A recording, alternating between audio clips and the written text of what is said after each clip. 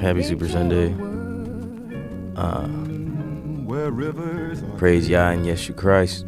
The way, the truth, the life. What's good, everybody?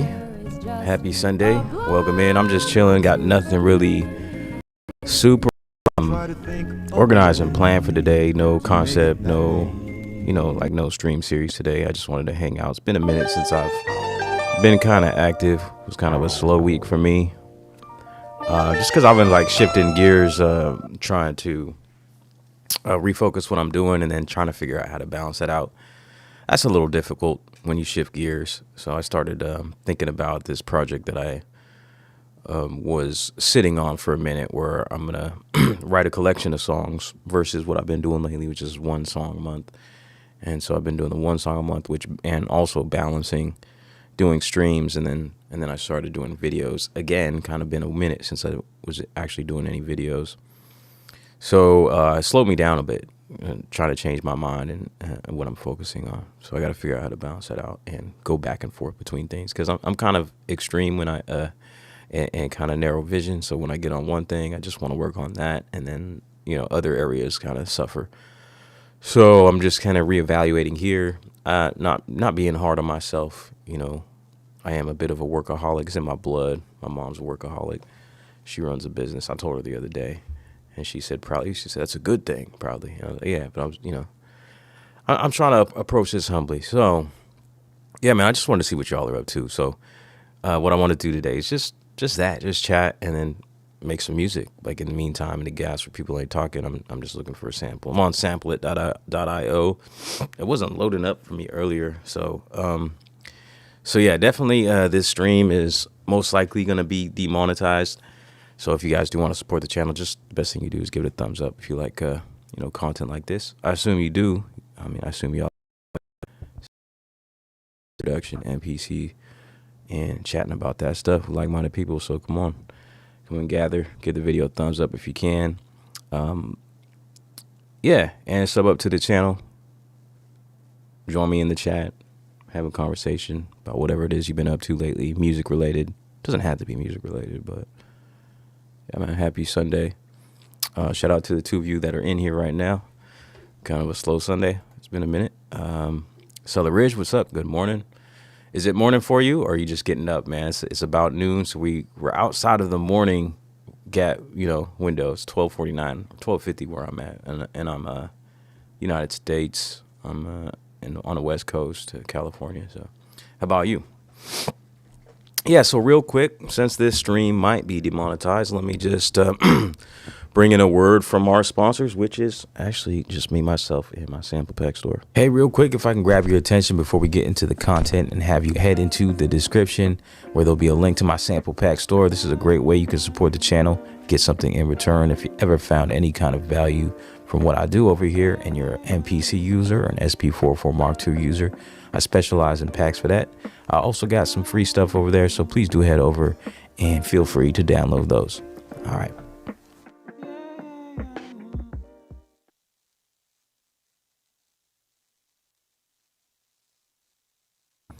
All right, so thanks for listening to a word from our sponsors.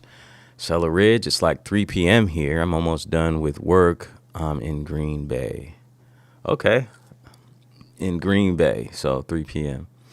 Okay, I guess you were just throwing a good morning, assuming it was still morning over here where I'm at, or at least that's just how you get your day started. Get work out the way, and then it's your day, and it's morning. Whatever, whatever. Though, hey, thanks for dropping in, and yeah, man, I hope you have a great rest of your Sunday.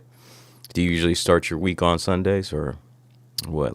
What's your schedule like? Anyways, just tell me what y'all have been up to musically, music-wise, music production. You've been making some beats, writing songs. Do you write songs? Composing, sampling. So I'm just going to, in the meantime, just look through some of these sounds. I think I might have found a way of, we'll see if I got a little hack for not getting this stream demonetized. As y'all know, if you view samplet.io, it plays off of YouTube. So YouTube does have like a speed function, and so I do have that on, so it's like going at 1.5 the speed. So let's see if that works, and I'll report back to you on the next stream if it did.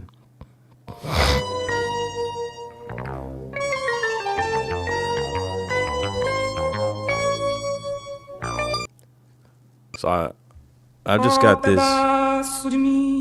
Be jamming. What's good, man? What you been up to, man? Come in, have a conversation with me. I'm bored. I just wanted to get active and talk about music and stuff. Since it's been a minute since I've been on and ain't had a chance to talk about this with anybody too hard. Let's go. Oh, okay, yeah. I think I remember you coming in briefly and saying that you were originally Safety 404 Cellar Ridge. So, yeah, cool. Thanks for reminding me. Let's see if I'll remember. Just been focused on making music with things I got on my computer. Okay.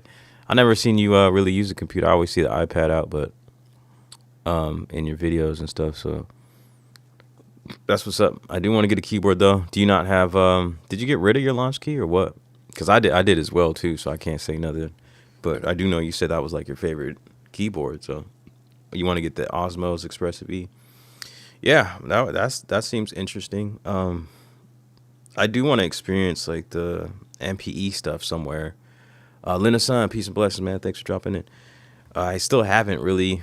I don't know. Would you guys say the new Live 3 is the same as Linda Sun?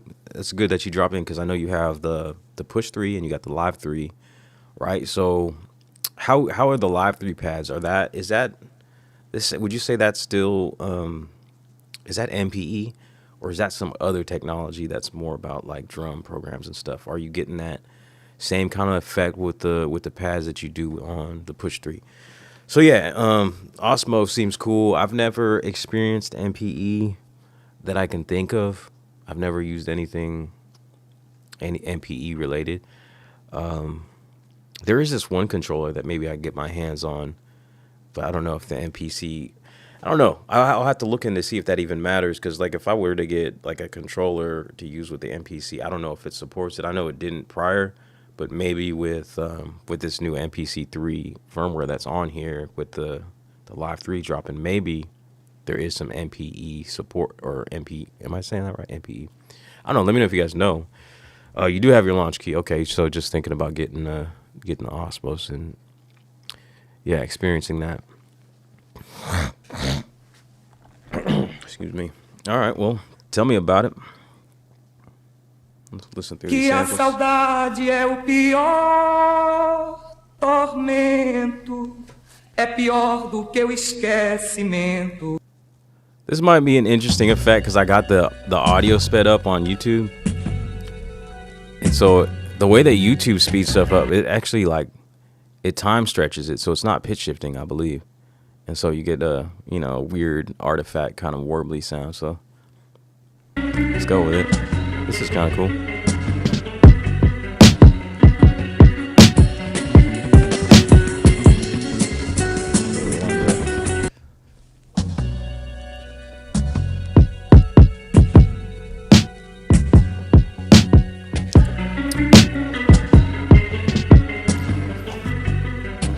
Switch to my overhead.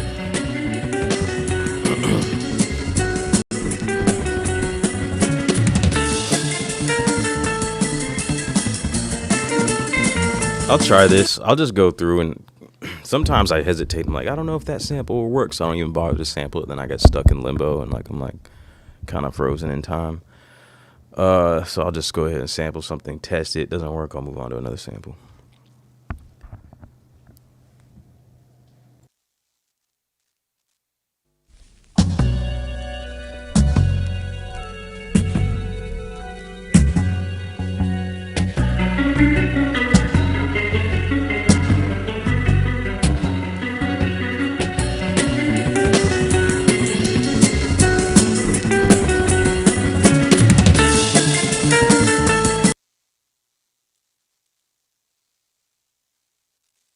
Okay, that's all I want.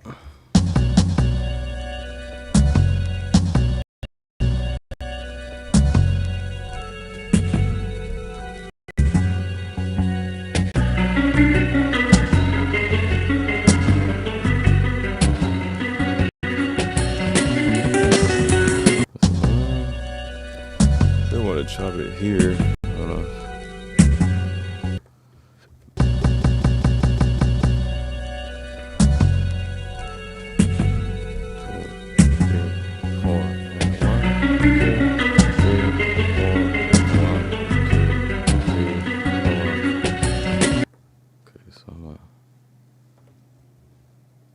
Oh, shoot.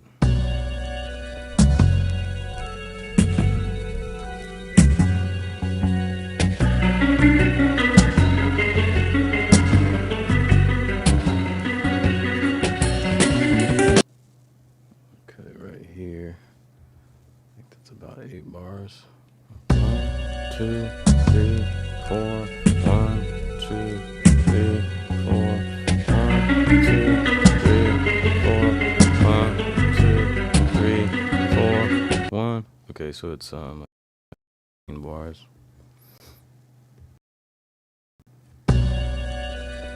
76.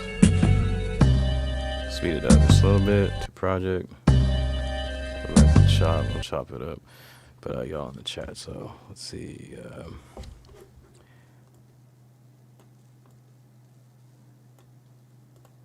What's good? Linus Sun, Live 3 isn't MPE to me. It's just the 4 quadrants with dedicated effects or sounds. Push 3 pads are totally different.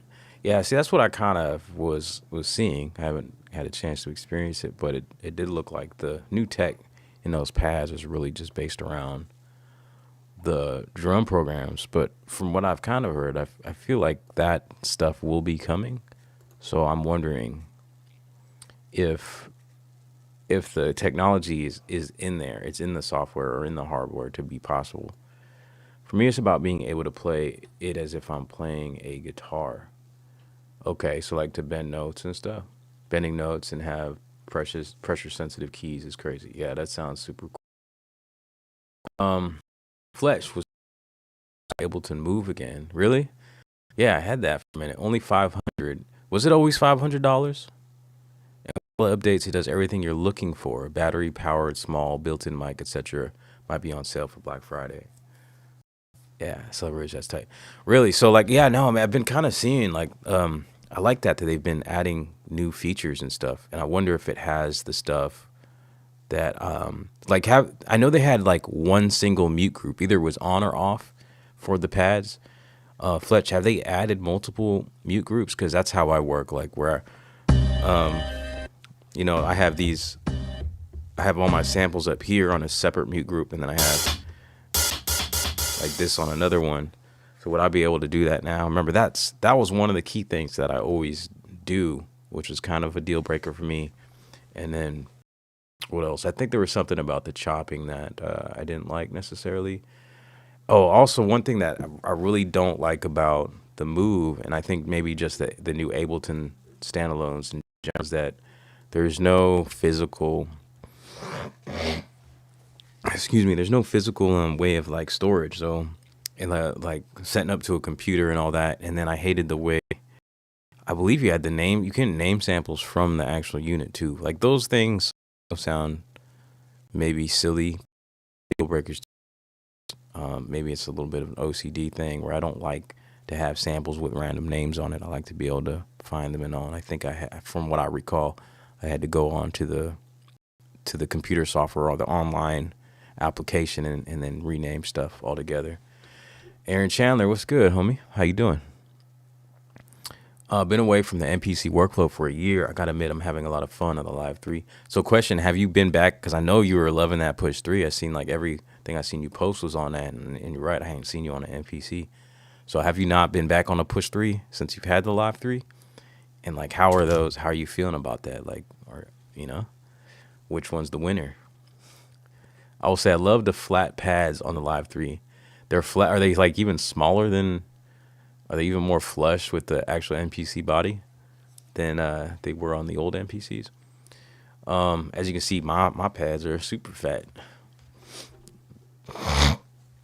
I will say I love the flat pads on Live 3. They feel smoother, more of a sensitive feel to them. Okay, interesting. Yeah, I like to try it. Eventually. But yeah, let me keep going here. Let's see what we're gonna do with this little sample. Let me go ahead and let me name this before I chop it. What is it? Carl Haynes. And there it is.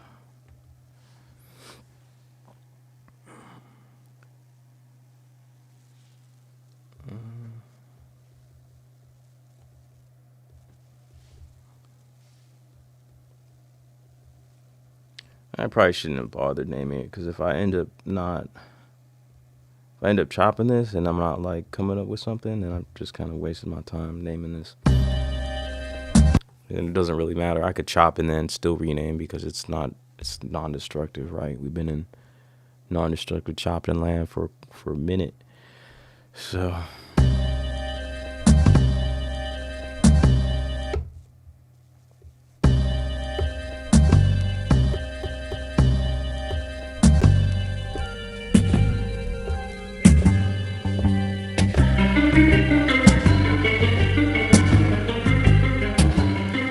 I like the sound of this. I have a feeling I'm not going to be able to flip it, because it's kind of a little different from what I might sample. Shift, convert, do it. I wish I could determine where my chops would end up, because I always end up putting it. I like to have it at position 1. I'm just like that. I'm OCD. Like there's an order of how I like my tracks to be laying out my project. So I end up putting my chops at on track 1.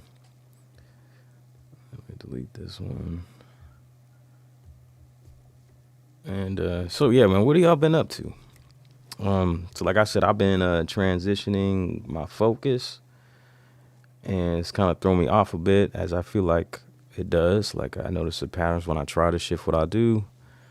I'm just really, narrow visioned, and then I get like obsessed about that one thing, and then I have trouble getting back. Because my goal was to keep making videos once a week, and I missed that, and I also missed even doing any streams for like a whole week. I did one that was really lazy. Yeah, and not that it's all about numbers and all that, but I do want the numbers be representative of me like making something that's actually entertaining or valuable or on some level. So, but I mean, it's not everything. What am I doing here? I'm trying to. Okay, let's turn the amp off. I like to turn the amp off on all my samples. I don't need any velocity sensitivity.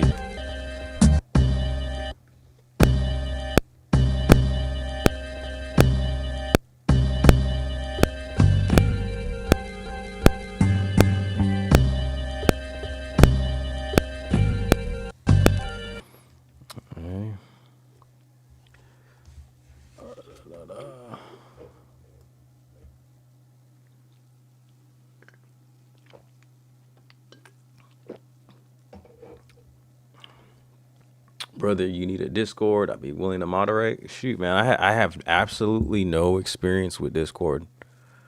I don't know anything about Discord. I never joined anybody's Discord. And, well, I think I did at one point, but I never got involved. It was kind of like, some things just confuse me when I look at them. Like, I just didn't understand the format and gave up on it real quick.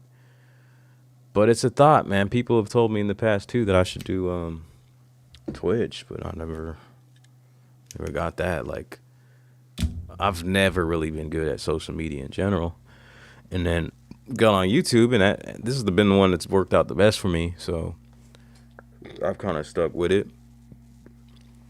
Started more posting on Instagram, and then I've tried to I guess I haven't been lately trying, but I was like a little active on TikTok for a minute, and I do want to put some more stuff up there. I just had more of a desire to keep everything even more niche. So like my content over there is just, well, it's two things, I guess, songwriter related and like my mindset motivation, which I've tried to do over here. I try to make that shift. But now I'm kind of, again, just kind of like, back to tutorials and just maybe beat making and just more casual kind of thing. I don't know. Maybe it's something I'll look into. It's hard to balance a lot of different things, but I appreciate that. If you're willing to moderate, then maybe that could be a reality.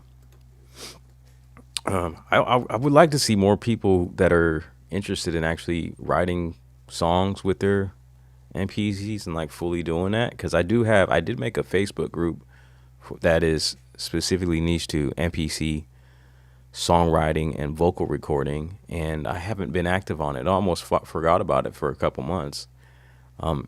Whenever I put out a song, I'll go over there and put a link real lazily about the song over there, but I haven't done much of anything on that. So if anybody else wants to join me as like a moderator over there, if you're interested in, if you're doing like songwriting, vocal recording in the MPC, that would be cool, because it's pretty dead.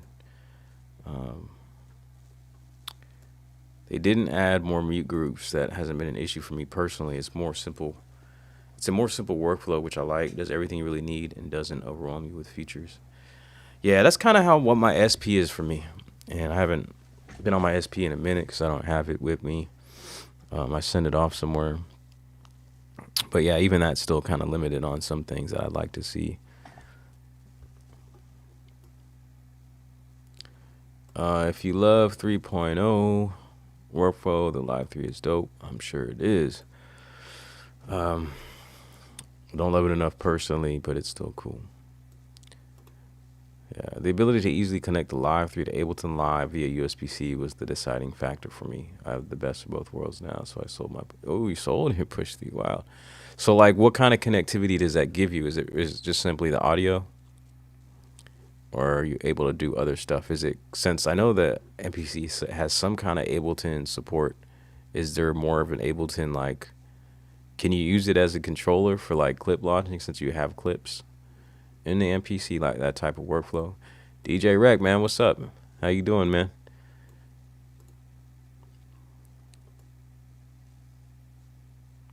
Push 3 was cool, but I'm just not into the pads. Yeah, man, so if they made you like a keyboard that could control Ableton, I think you'd probably be down, right?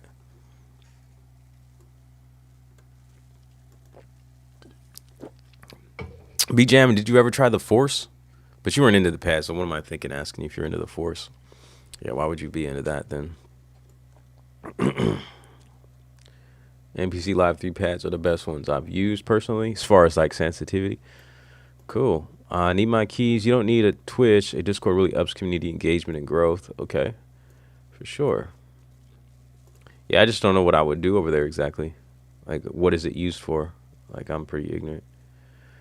Push 3 made me learn Ableton Live, so it's the best decision I made because it caused me to learn more about sound design mastering levels more than I did previously. You can run all of MPC as a VST in a DAW. Okay, so when I got the Live 3, I had better understanding of the functions of certain VSTs, the arranger, instead of just cooking a quick beat. Cool. Yeah, man, it is interesting. Like when you like move over to different gear and stuff, it helps you like kind of look at maybe even something that you were doing before, or another piece of gear you're using before, a little bit differently. That's how it was for me when I started using the SP, because when I first started using the SP, I wanted to make it an MPC. I was like, what is this thing where there's no tracks on it and you make everything on one pattern? It was weird to me.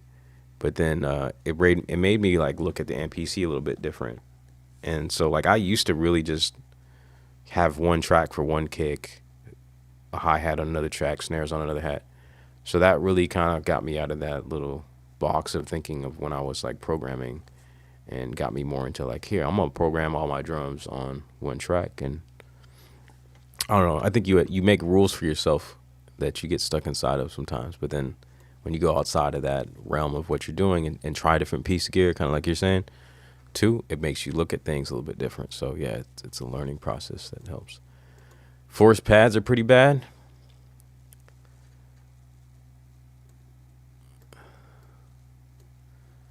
Yeah.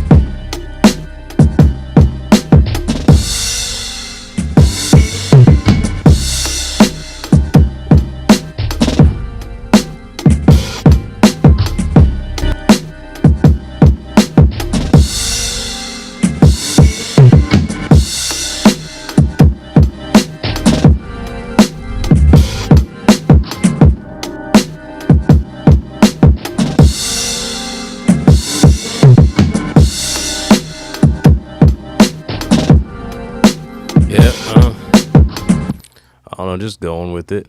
What's up though, Crazy Rabbit? I think I seen Hold My Beers in here. All my money on gear about to go in this and on this blue ramen.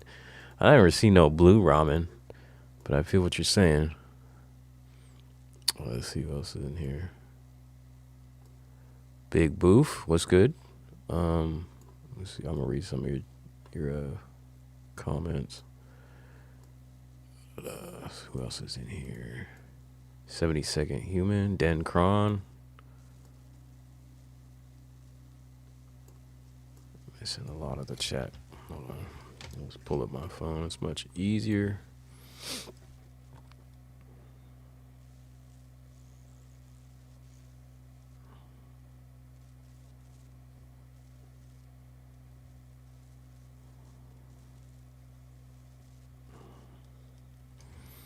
All right, here we go.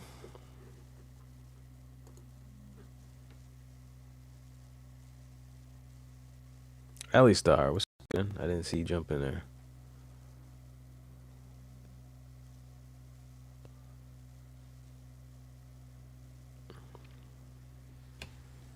Where was that? Cellar Ridge saying I need a Discord.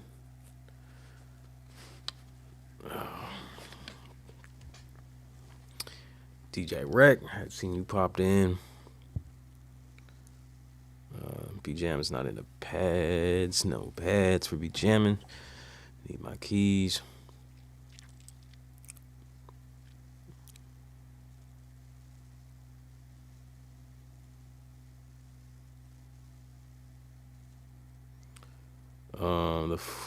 B-Jam said the 404 Mark II just worked like koala, and that's why it worked for me. But you still don't have it, right?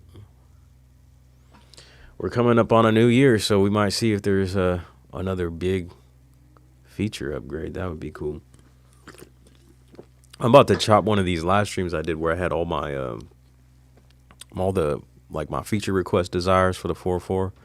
I need to go in, download that video from that stream, and then chop it up and put it in a nice little concise package, and then go share it over on the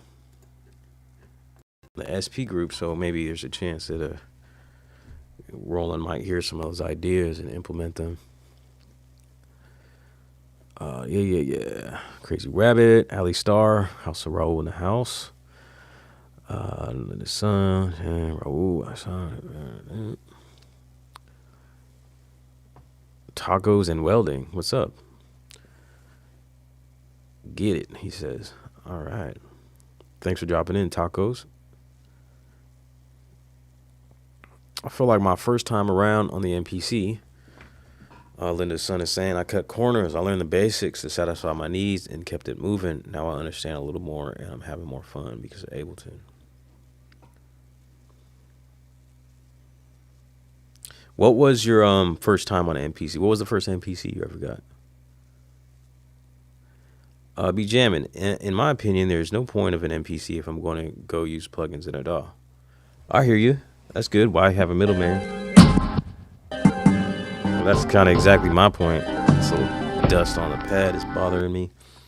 Yeah, so you know me though. I don't go to a DAW. So for me, I guess that is the point. Like in comparison, maybe a lot of the plugins and effects in the MPC are not the greatest, but I think it's pretty damn good if you want one dedicated piece. I'm not moving over there to a DAW. Not a sample first creative.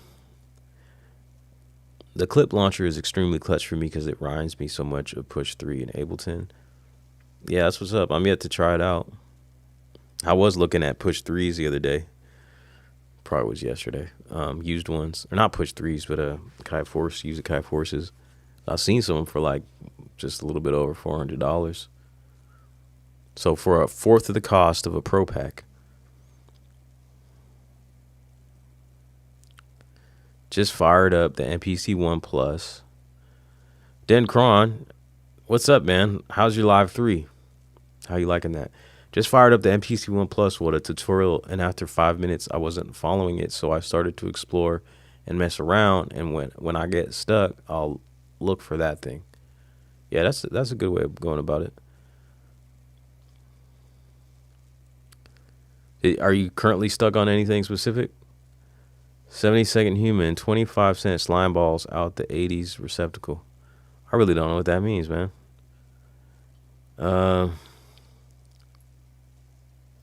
MPC Live 3 is definitely still the home of sample first producers. Although I was able to cook on Push 3, but Push 3 is designed for someone that goes beyond that style. Hold my beer though. What's up? Viral Beats, what's happening? I made some sounds and I was happy. There you go. Yeah, we're just talking. What's everyone been up to? What are you working on? Viral Beats. Hold my beer. What you been working on? Well, yeah, MPC is a sample first based for sure.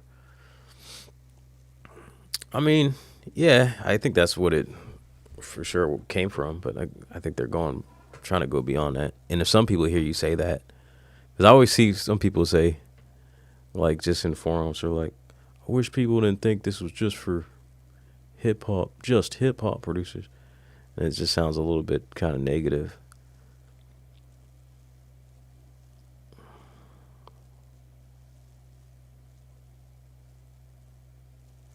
Big Boof, feel the same way. I'd rather play my stuff in or build a sample up. I lose inspiration trying to listen for samples.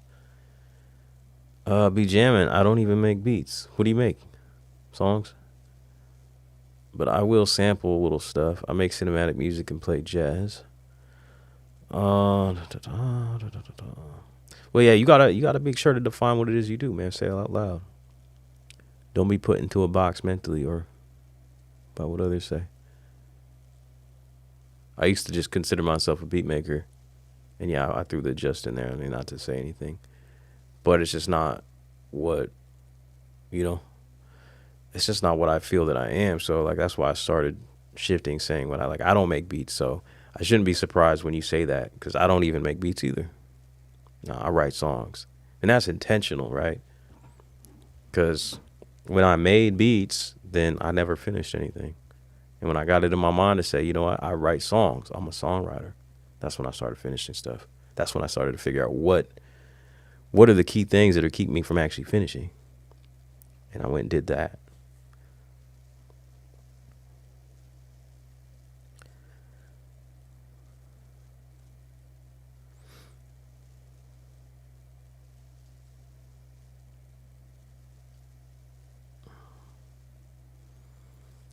Yeah, Crazy Web. Appreciate it on the nice vibe. I don't know where I'm going with that. Doesn't really, I don't know. Honestly. I enjoy watching people that love the gear they love. Yeah, that's what's up. I mean, because you can always learn something. So, yeah, I mean, it's really not about that. Like, when you come across someone that, does what they do and they love doing it, you can tell. And there's something you can take away from that. Still inspiring. Trust and believe, though, every gear is fair game as far as sampling, and Push 3 can get it done with the best of them. Did anyone end up getting one of those rolling samplers that came out right at the same time the Live 3 came out? The TR, I don't know, 1000 or whatever it was.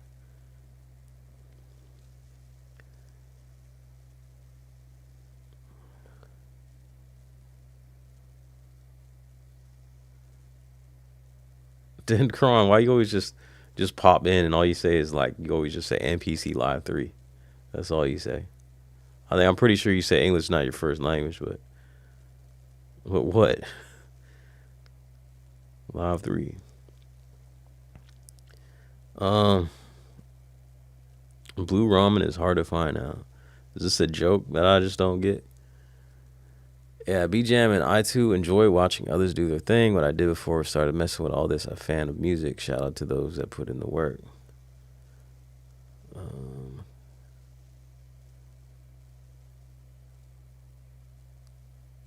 I think paid 75 cents for the blue ramen. I was baffled. Did you cop the producer pack for the clip launch? I did not. Yeah, I don't know.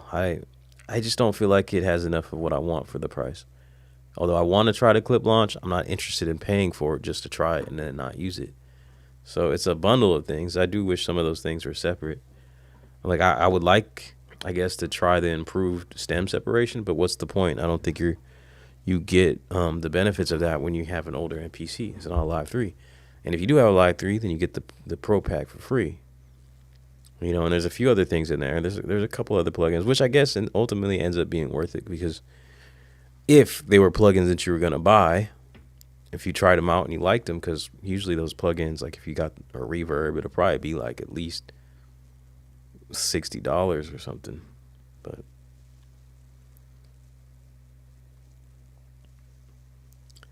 yeah, I remember you were talking about getting a bass guitar, man. I'll get you one. Did cop the Pro Pack. Not happy about it though. Yeah? Yeah, why is that? Tell us about it. Absolutely, bro. That's why I made the rant video. Please buy and enjoy whatever gear you choose, and don't allow the trolls anyone else to MC otherwise. Who, what are people saying? I mean, there's always kind of that vibe where people are talking smack, you know? It's like, you don't need this, that kind of, is it that kind of thing? Like people saying, you don't need a Live 3, it's the same. It's kind of like when they're saying, you know, like probably the same kind of chatter when the Live 2 came out. You don't need that, it's just just an added speaker. Yeah, I mean, technically you don't, but what does it matter to you what people get? Yeah, so I'm kind of curious what kind of stuff you're hearing. Koala and SP44 Mark II is an amazing combination. I've been hard switching to FL Studio plus MPC Live 2. Oh, your first was the OG Live and 404A. Okay. So I think you were on the internet when you're doing that, huh? On YouTube. Yeah, man. So you just really started making beats when at that time when the Live 3 came out, or were you doing beats on something else? Never mind what I said. I forgot there was a clip launcher. Maybe I need to get the Pro Pack. The brightest tool in the shed. I'm not sure what you said, man. But yeah, the Pro Pack I think is still like $100, but it's supposedly supposed to be going up, and the regular price is $200. So yeah, no ego. Happy Sunday. What's up with my custom case for the Curry cases? Yeah, that's right, man. You remember, that's where it's at. It's still out there. He's out in like Arizona or something. I don't know. It's been a few months. I haven't bothered him because I've been just, you know, I got my MPC to work on. You know, I was kind of obsessing about getting the case made for like a while back, and I was looking around and I had briefly talked to him, and he said he never got his hands on a 4.4, but that he might get one from someone that was around him. And then I just, you know, I was like, okay, well, let me know if you need me to send it out to you. I'll send it out to you. And yeah, so I just left it on for a while. And then I just randomly, I guess, started obsessing. I was looking at some other stands. There's another seller. I had once bought a wooden stand from a seller on Etsy. And so I was looking over there. I'm like, yeah, I kind of want that. But I mean, it's like over like $100. And while it's cool, I just really like the work that I seen Wes do, Curry cases. And I bought like a couple of like acrylic dust covers that he makes. And so I started thinking about that again. And I hit him up. I was like, hey, did you ever get your hands on that? He said, no. And he's like, pretty much if you want to send it out, I really don't know how long it's going to take for me to figure something out for it. And I'm not so sure if I'll be able to figure something cool out for it. But if I do, then you'll get the first one, and it'd be no cost to you. So pretty much, you know, he said that if he comes up with a cool design, he's going to send it back to me. I just paid shipping out there.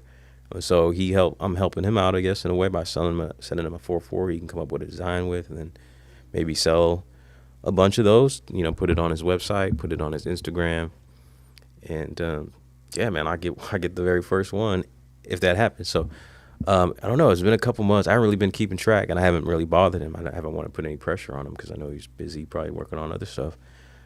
So yeah, I haven't even inquired. So I'm just patiently waiting and see what he comes up with.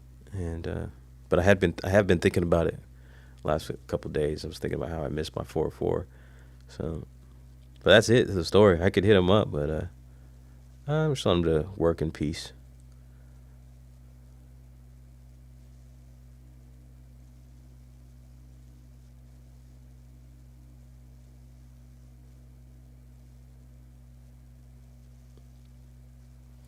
Ooh, you got a Live 3 Curry case? Ooh.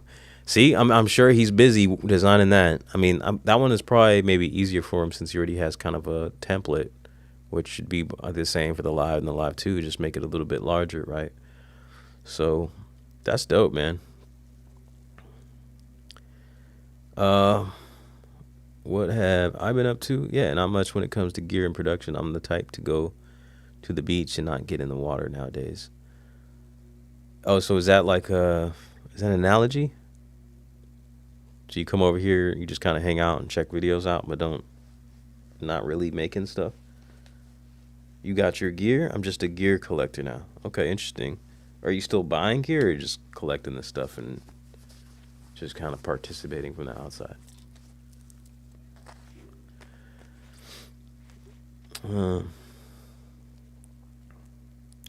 70-second human trying to slim down gear. Yeah, let's talk about that, man. Tell me about it. I'm always trying to slim down gear. Obviously, I don't really own that much, but I always feel like I'm constantly purging and switching stuff up. It kind of bothers me when I like to have a nice like clean space. So that, this is what my desk looks like right now. Just that. And what else do I have? I've got a Akai MIDIMIX. And currently, that's it. That's it. Other than video gear, my iPad in front of me, and my mic, that's all I have. I am waiting on a MIDI controller, so I've got that. I boxed up that MIDI controller my last stream I was trying out. Didn't want to keep it, so I'm sending that back. And I'm waiting on a different one, like just a mini. And then I'm also waiting on a skin for my MPC OG live, because I'm kind of getting tired of it looking all scrappy and stuff.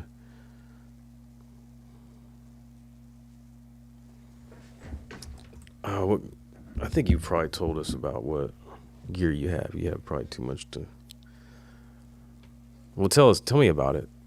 What gear do you have right now? What MPCs, Justin? What MPCs do you have? Yeah, beat making makes me think of not finishing. Let's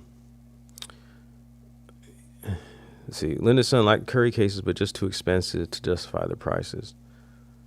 Yeah, I mean, if you could do the work on your own, then, I can't. So I think it's well done. It looks really nice.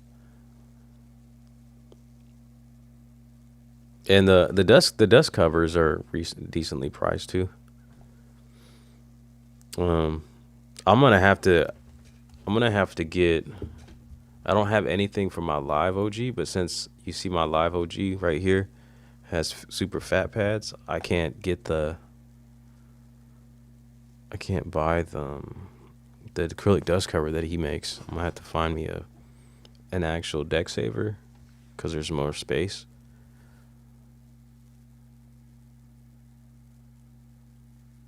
Because the acrylic cover, so although there's like holes for the knobs on those acrylic dust covers, there isn't for the pads. The pads are covered, so it just slants like this. I tried putting my Live 2 dust cover on it, and it doesn't work. So for that same reason, it wouldn't work, and I need to find one of those,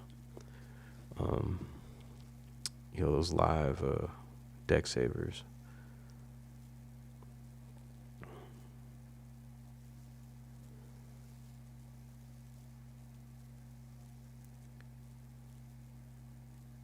Trying a go bag type of loadout.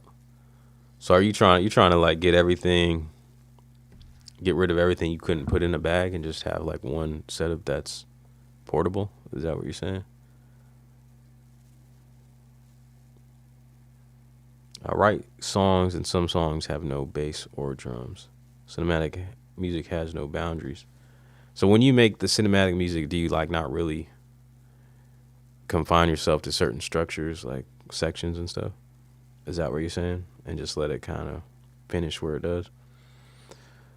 Ego, I wanted the wooden case for my MPC 1, and they wanted almost 500 with shipping. Only paid 450 for the MPC 1. Yeah, it seems a little hard to justify when you think about that. But if it's like something that's your go-to piece, and you want your studio to look nice, I feel like maybe it's not much to some people, because I see pictures of some people's studios, and I'm like, I couldn't live like that.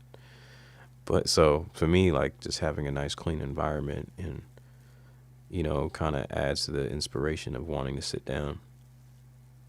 That's it. To me, it's a big difference. Like just having a nice desk here in my corner versus like taking my MPC to work and just sitting it on a desk that is not made for that kind of environment. To me, it's a big difference.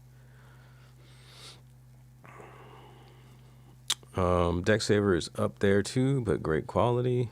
Yeah, DECKSAVERs aren't super cheap. I'm kind of having trouble trying to find one now at this point for the live. So I might just have to get one of those cloth ones or make one. Yeah, that might do, because right now I just use a cloth and throw a cloth over it, but it doesn't look pretty. People don't want, you need, or don't need. People don't want, what? People don't what you need or don't need. Oh man, you gotta rewrite that sentence. Clip launch is trash on the older MPC, maxed out resources in like 4 to 6 clips. The Pro Pack is heat, clip matrix, and super time stretch is fire. So G-Souls, that super time stretch is good on the OGs. On the other MPCs, the reason I say I'm not happy about copying the Pro Pack is simply because I don't want to support locking features behind a paywall. The whole reason I got it was for clips, not the other stuff. Okay. Yeah, for sure. I hear what you're saying. But you are happy with the feature, so. Jose Silva. What's up? Quick shout out to say I recently subbed and enjoy your videos a lot. Appreciate that. I own an XSE and just copped a One Plus to lay down ideas at work and bring them to my home studio. Big ups from Puerto Rico. That's what's up, man. Cool. I appreciate you saying those good words. And yeah, that sounds like a good little setup, man. Having an X at home and something small and portable. Simple, man. That's great. You know, just switch out your SD card and you're ready to go. 72nd Human. That sucks. I still rock an APC 40 for Mark 1 for clips. So I don't know if anyone's tried it. Is it possible to like hook up an external, something like an APC and run clips with it? Audio in. Yeah, no ego. He's gonna do it for free. I guess. I mean, he's just looking at it as a value for him to sell future stands, I suppose. And I thought the APC Mark 40 was a MIDI controller. Yeah, it is. Trader to the living. Hey, what's going on? How you doing? Hey, Wes Curry probably on my 404 Mark II cooking up beats. Hey, I don't mind. Give it a try. Why not?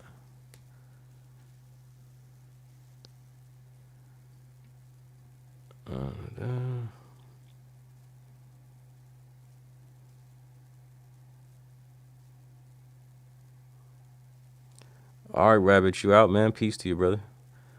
Yeah, I buy used gear, vintage primary whenever I see something cool. I'm currently looking for a Tascam 4-track tape or Fostex in working condition, though. So do you have like a space where everything is like laid out, man? Like a museum or something? Oh, APC not compatible with the MPC? Yeah, I bet you it's just not possible. You know, how... I mean, I hate to say stuff like that. It seems like... like skeptical or like cynical of people or companies and stuff, but you know, after all, it's a business, and I feel like they do like you're saying, like the paywall stuff, like they're putting features behind a paywall. They make certain things not possible in order to sell other versions of the MPC. Like it's all the same MPC with different hardware, and that's what they're selling. They're really selling you like a MIDI controller with the integrated firmware.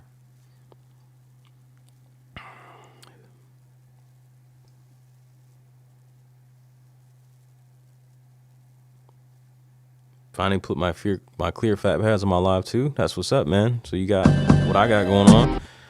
You did that yourself though, man? How was that? I assume you're a little bit more comfortable opening electronics than I am, because I watched a few of those videos over the years and just was, you know, discouraged. Cellar Ridge. I just sold all my gear except for my Live 2. Cool. and used the funds to get a Scarlett 18i20 and an Ovation 61SL Mark III. Dang, that sounds like a cool little setup, bro. How much did you have to sell? Like what? But yeah, man, I like the sound. To me, that is inspiring when I see like cool, clean little minimalist setups. I remember I had seen one back before all these MPCs existed. There was back in the days of the MPC 1000, JJOS was like the dopest thing. And there was this picture that I found online, this guy's studio, and he just had an MPC 1000, and he had the big tilted screen on it, and it was kind of customized. And then he had like 2 studio monitors, and they were like sticker bombed. And then he had like a synth, and it was like a Moog kind of synth, like with the the little patch bays on it and stuff. And that was the whole studio setup. And I ended up like putting that on my my desktop on my computer as a wallpaper, because to me, I just saw it and I thought it was so inspiring. Just something so simple, To me, that's just like kind of breeze in. The inspiration to create is just keeping a simple studio. Like I know some of y'all just like a lot of different stuff. Whatever works for you, but I don't know, the clutter, I think, like visually for me, is something that just bothers me. So just having something clean is very inspiring.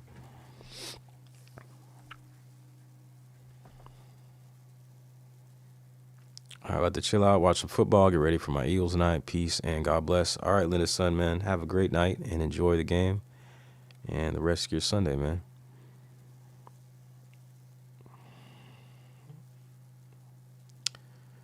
I use APZ40 on Ableton Suite 8 with Snow Leopard. OS has Max Live, lots of fun. Cool. As far as MPC, I copped the Retro. You got the Retro Live.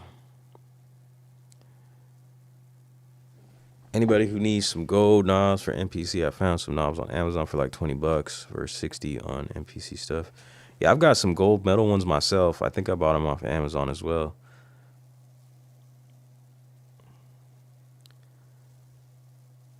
Three updates behind. Yeah, I hate cluttered studios. It's raising my anxiety. But don't you got a bunch of stuff, man? How do you have all your stuff? Is it packed away? Or is that why you stay outside of your studio and you're just an observer now because you get anxiety when you go into your collection? Like, what is this? Is that what's going on, man? Yeah, exactly. No structure, just play as much or as little as I want to express the thought. It's free form creation. I see what you're saying. I'm just really glad that I figure out like a nice little structure, although some people might think that's kind of whack, especially coming from the hip hop world where a lot of things are kind of like free. But like I figured out a methodology, like a template for the way that I work. That's partly up here, it's partly in here. And I got my little sections, intro, hook, verse, and just repeat that and then outro and all that. And I feel what you're saying, but I'm so happy that I pursued that and that I still do that because it's helped me create, helped me finish. So it's kind of the opposite of what you're saying. But then I'm also like kind of like breaking those rules sometimes. Like if I just make something that sounds cool, like I might just make a 4-bar loop of a beat and then I'm writing and then I'll just expand that instead of doing the whole structure thing. A couple of songs that I've done is I'll just stretch it out. I'll just like put it in song mode and like have it repeat like 40 times. And then I'll go in and like write my whole verse. And then I'll start kind of building. I'll do some editing outside of that. Like I might drop some things here or there, might add something. I might throw in a hook or like, whatever, not necessarily a hook, but something that kind of does hook because it's not going to repeat necessarily, but it'll come in. And then like I like that idea. It's more of a free way of kind of letting the song develop versus making every section and then like kind of putting it together like Legos or building blocks.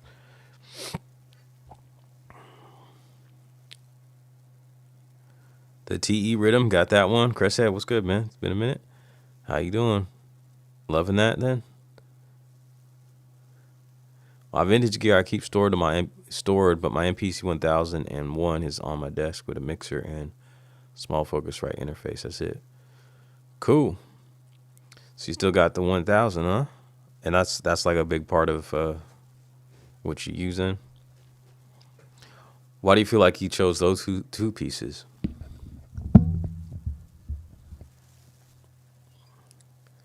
I have the Isla S2400 stored, but I may sell that. Not really digging the workflow.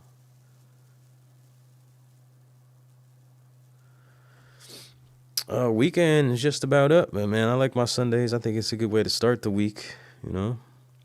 I think that's maybe why I love streaming on Sunday, because it's mellow. It's the beginning of the week, technically.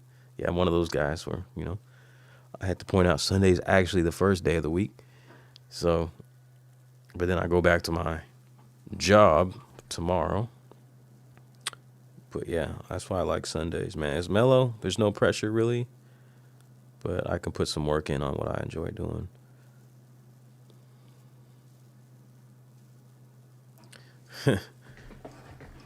Should we stand up for a second? Oh.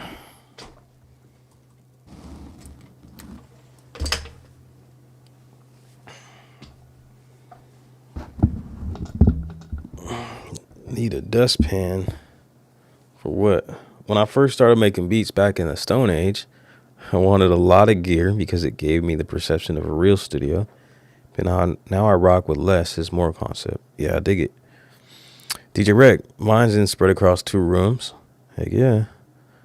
That's cool. So, I mean, you got a big collection then from the sound of it. Structure is good for hip hop, R&B, etc. Oh, I forgot my SP44 Mark II is on the desk. It's so small I forget it's there sometimes. Heck yeah. I just don't make it anymore. I used to use that, but I get bored. I feel you. World needs a hero. What's good, man? Thanks for dropping in. Back in the day, I would work with artists and bounce ideas around, but now I don't work with anyone, so my inspo is not the same.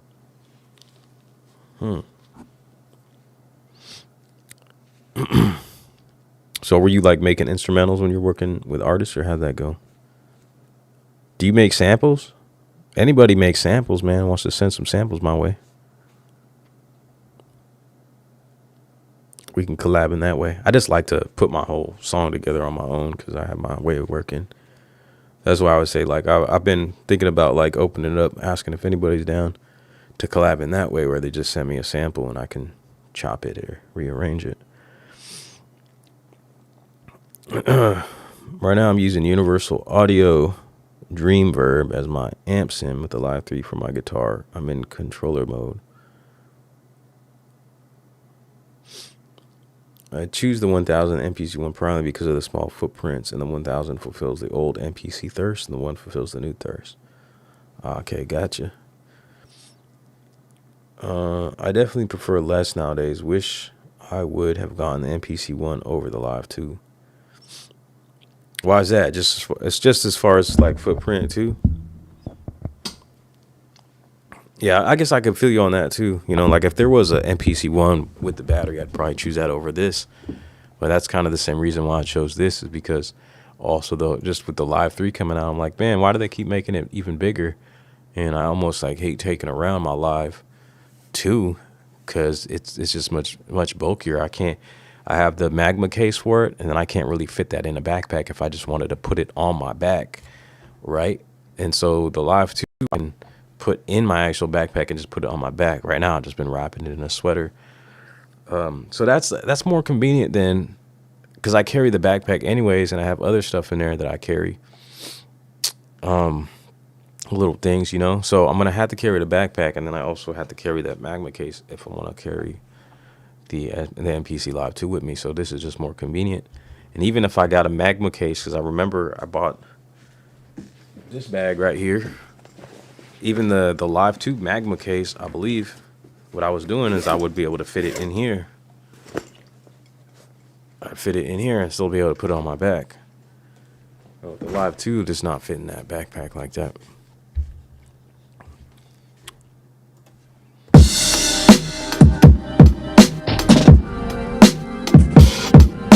It sounds meh.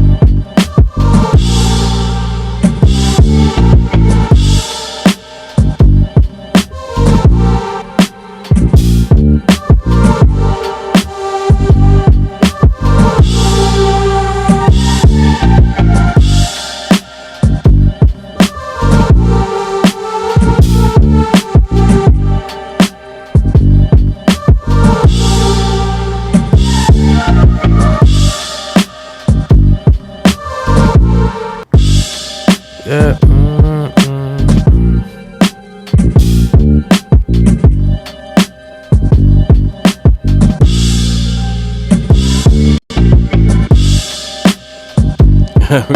My game staging issues. Alley Star.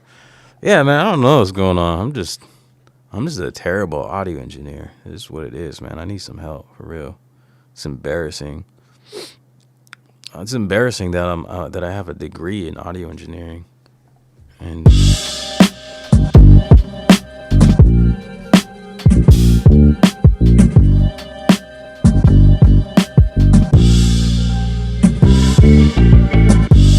the heck was that? Huh?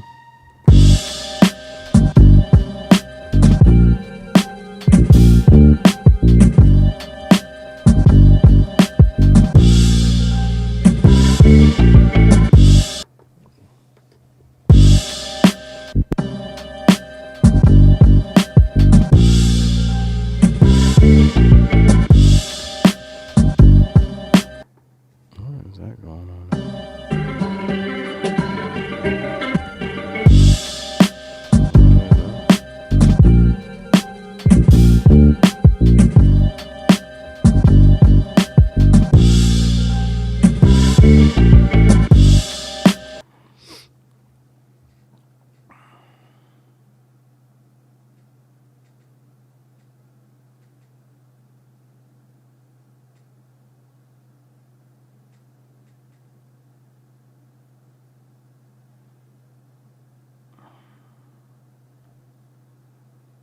Man, you guys are saying a lot in here. I miss.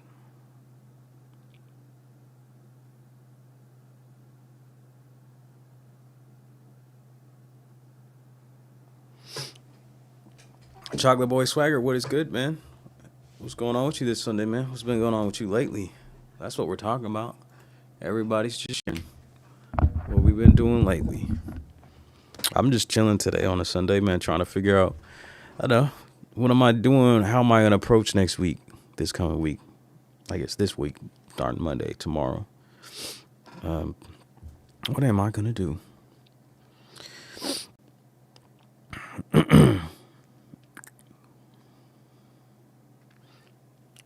DJ Wright, you got a lot of equipment because you like to challenge your mind. Yeah, that might be, it might be a part of what it is. I don't know. I do get bored. I don't know if I want to say I like to challenge my mind. I do get bored. But maybe that's what the mind needs. It needs to be challenged a little bit, you know. Go outside the comfort zone. You know, that's how you find some growth. And we were talking about it a little bit earlier, you know. Linda's son talking about moving into Ableton and then learning some new things. And I was just kind of relating how using different gear can challenge you to look at what you've been doing a little bit differently. And that can be effective when you move around, move back to using what you're using. So I like that, you know.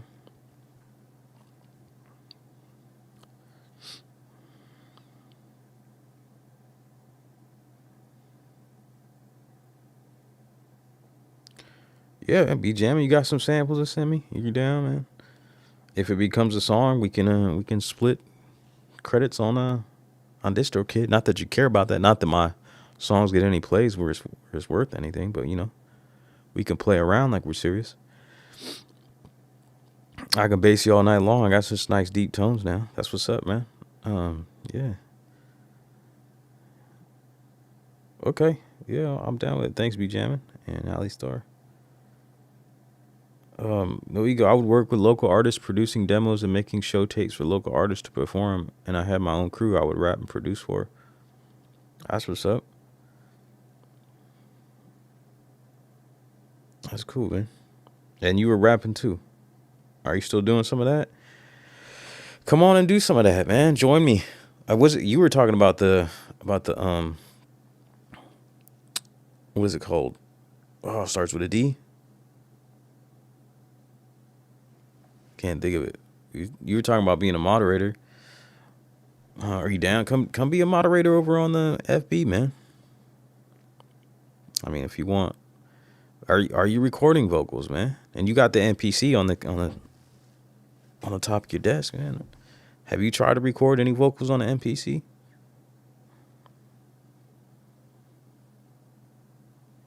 Oh, G-Soul, what were you saying about?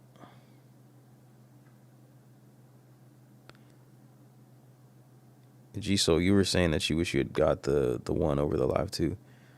You can just add the battery mod. Yeah, I remember doing the battery mod. I had a big old bulky battery that I just Velcroed to the side because I seen some other person do it on YouTube. It was kind of silly when I think about it, though. Just get you an OG Live, man. It's got a battery in it, and it's much smaller.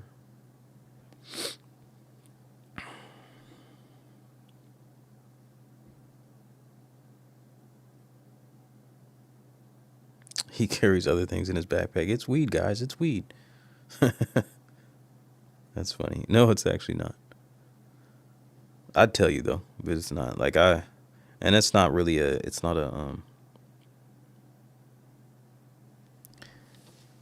a self-discipline thing that I don't smoke weed or anything.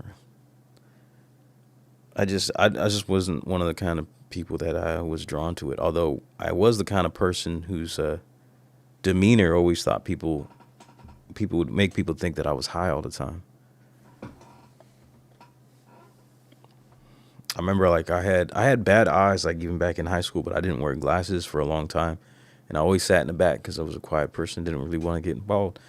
And I think because of that, my eyes would always be red, and I didn't know it, but they were straining. And I got pulled. This was even 8th grade. I got pulled to the principal's office because my eyes were always red for whatever reason, and they thought I was getting high, and I wasn't at all. I hadn't tried weed till 9th grade, and then so it turned out from there that I needed to wear glasses, and I just didn't know it. And then I just, on top of that, having the demeanor because I was a quiet person, it just seemed like I was high all the time. But then eventually, even through high school, when I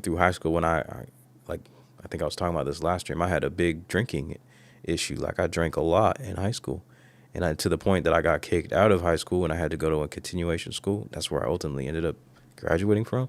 But I remember there was a point where I was standing in front of the class and sharing, and people were so surprised to hear. I think everyone was talking about their drug of choice or whatever, and everyone thought it must have been weed for me, but it wasn't. It was alcohol.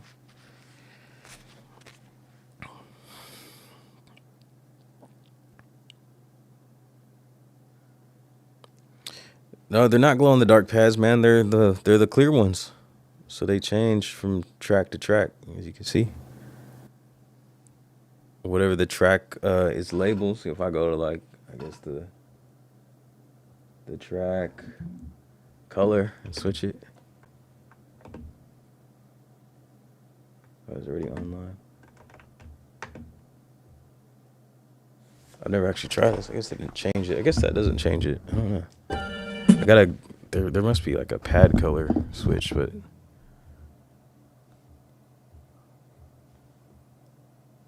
I don't know where that might be. The track color versus the pad color is different. Where is the pad color at now? Pad color. Oh, look at that. Boom.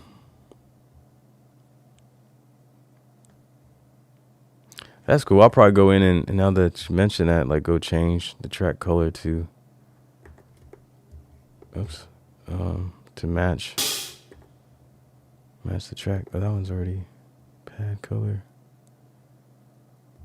What the heck? Follow track. Oh, okay, there's an answer. Follow track. So you can do the pad track individually, or just set it to pad color to follow track. Oh, and you can do it. Oh, I can switch the track here. Follow track. Follow track. Oh, I can't do pad color for audio tracks. Oh, why not? It should just, okay, I think it just follows it should just follow the track color anyways. Or there is no pad color for tracks. That would be cool if they added some feature functions for the audio tracks with the pads. There could maybe be something there. I don't know if there's anything there within the arranger. Yeah, pads don't do anything, but there could be some purpose in the pads and the arranger and stuff. That would be dope. But yeah, we got to figure out this. I don't do any what's it called? Gain staging. Alistar, you know, that term has come up. I didn't even learn about it, or must have been zoned out when they were talking about it at audio engineering school. But yeah, man, I should probably do some of that. My shit starts at 0 on everything. That's probably the problem. And maybe my ears are just messed up, but I don't know why my MPC seems a lot quieter than it used to be. And I've even tried plugging in the Live 2 to see if that one's louder than this one, but it seems about the same. So maybe it's my hearing. And one thing I do notice though too is I don't know, it's the little video switcher that I run my audio through into the stream. It sounds a lot thinner than the actual MPC does. So like when I just monitor my headphones out here, when I plug it in there, it's everything sounds thinner. Hold on, I'm gonna be right back. I'm gonna go grab something to drink.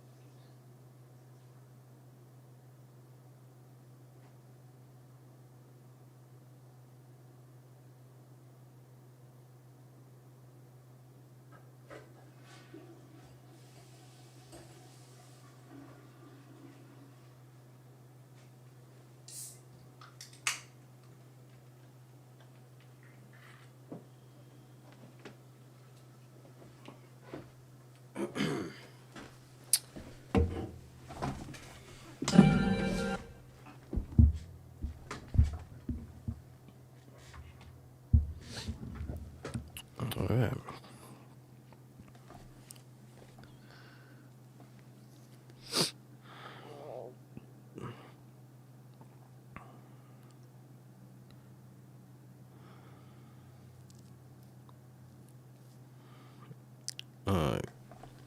I don't got a MIDI controller right now, no ego. But I'm waiting on the little portable Donner mini keyboard controller.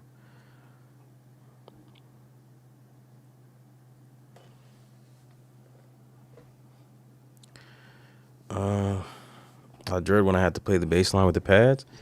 I mean, I think it's pretty easy actually. Just put it on the scale. That was kind of a hack there. It's actually probably my favorite thing to do with the pads versus like trying to play chords.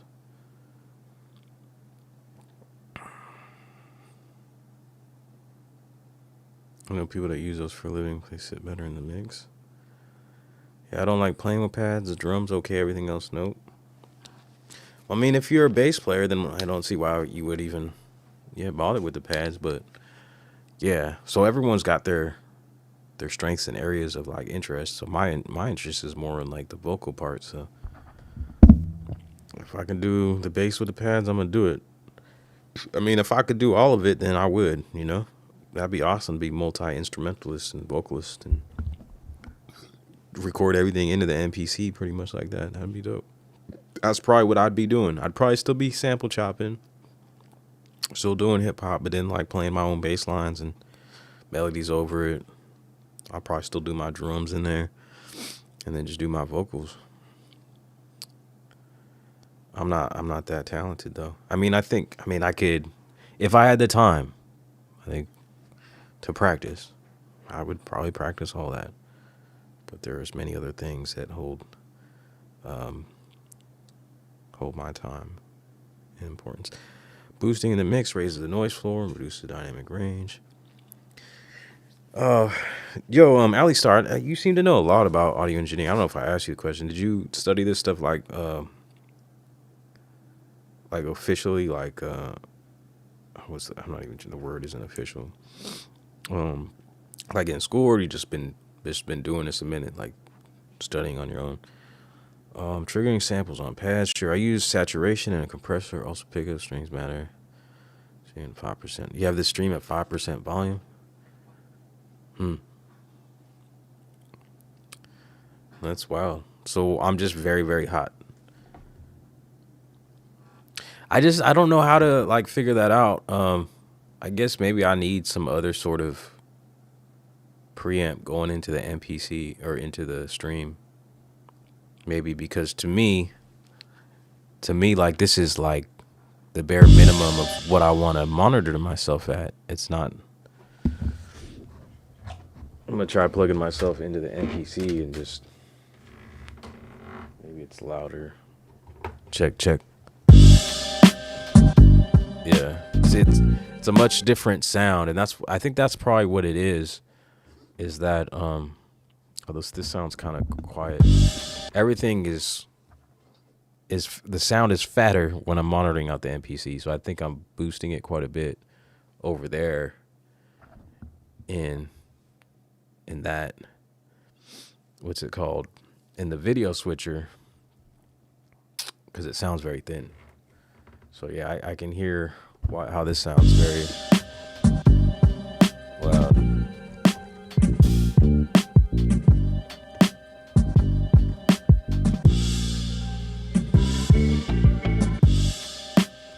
But even so, like,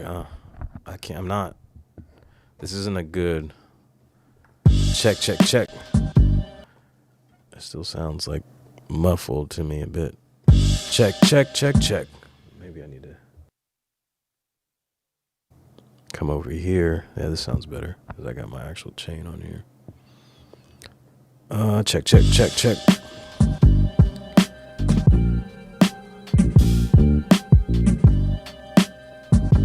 Are we doing any better?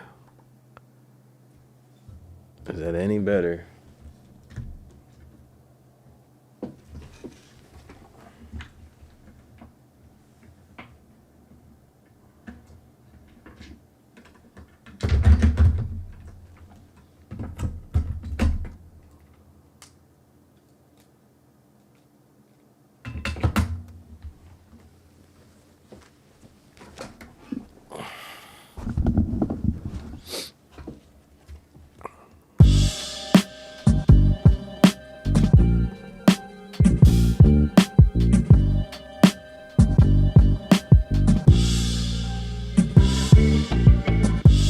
Yeah, check 1, 2.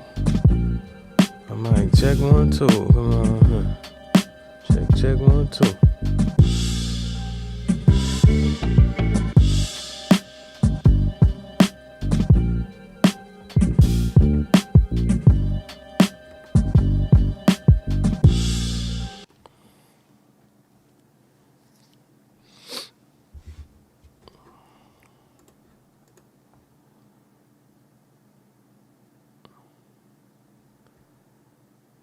Seeing 5%.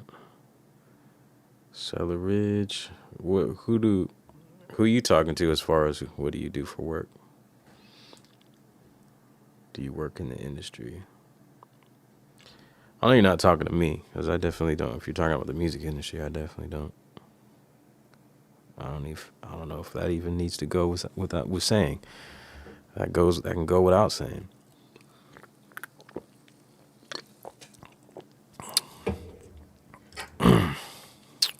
I think when you collab with talented people, it can reinvigorate your musical palette. It's not just new gear that can get you inspired. Yeah, for sure. I don't know if that was based off something I said, but I mean, I pretty much do this to myself. I don't have much company as far as like collaborating here in person. Laugh Loud. I mixed my first DJ thing tonight. Strangely good fun. Had beat on MPC and crazy stuff on the decks. Bass on one, vocals on another. Cool. That's what's up, man. That sounds like fun. So what MPC did you take with you? You have a 1, right? Must have been that one. Or do you got a Live? Because I know you got the X. And I don't know if you lugging that around, are you? It's amazing how that can just be a new instrument. I forgot, bro. I haven't written any rhymes in 14 years. Come on, try it. I hadn't written any rhymes in like, let's see if I try to like kind of explore back. Because I was talking about this. Like I wrote my first raps probably when I was like 13. And then I wrote some more when I was like 16, 17. A little bit when I was 18. And then I started making beats. You know, came across a friend whose dad was a producer. He showed me a few things. And then I started, you know, kind of buy some equipment to help me make beats. And then I probably recorded maybe 1 or 2 songs when I was like 18. And then I kind of just stopped. I just started making beats and just trying to develop my sound and get good at that. And I maybe here and there wrote something, like just a couple of lines, but never did any songs up until probably like 2 years ago. And then I started writing again. And I feel like my writing ability was always there. I was always good at like writing like essays and stuff. So I remember I flunked an English class, even though I got an A on the final essay. So writing was naturally there. But I gave up on, like, I don't know. I just wasn't conscious. I just was trying to make beats, I guess. Maybe a part of it was also like, you know, why am I even trying to rap or anything? Who's going to want to listen to this? So there was some doubt, negative thoughts I had. But now I just, man, I'm glad I picked it up again because I think I'm improving on writing just within the last, like, couple years of making, like, a song a month. So all I'm saying is you could bring it back.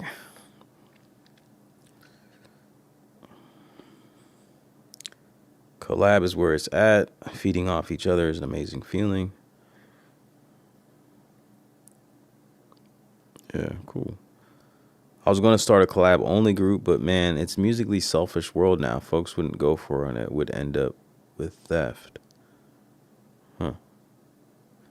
You talking about like doing a Facebook group?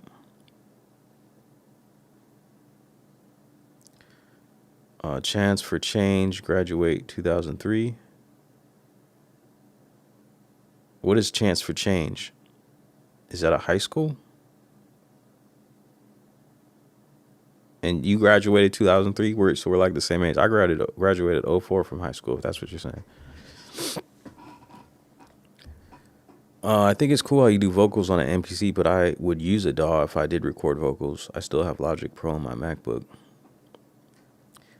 And so do you keep your MacBook on the desk too then? I used to use Pro Tools and Digi 03, but I hated Pro Tools. Too convoluted and all the licensing is a nightmare. Yeah, man, I only used Pro Tools for a while because that was the main thing they taught me in school. And, man, I hated it when I first looked at it. It was confusing. And I had already spent time using, like, Cakewalk and Logic. So, to me, it was confusing. Like, I remember, like, not even being able to find the transport on Logic. It's like, where the heck's the transport?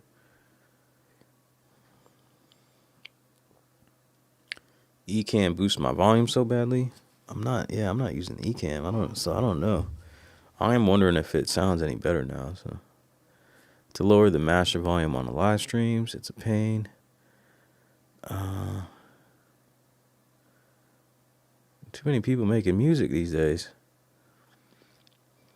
Is that really your sentiment, man? Your attitude?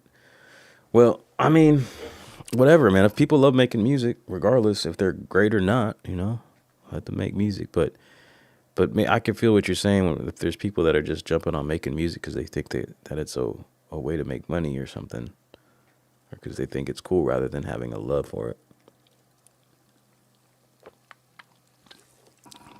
I think I have a 24 dB boost on my phone. Yeah, maybe there's something in the software I can look at.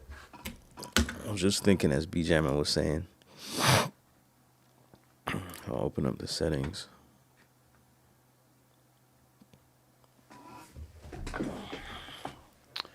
See if there's anything like that. Audio, mic services.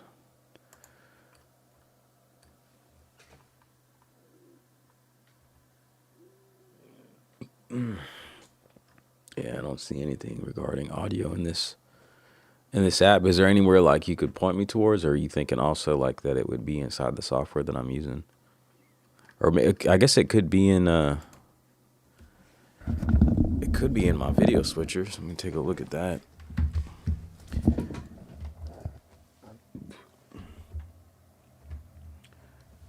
Audio mixer, mic 1, input.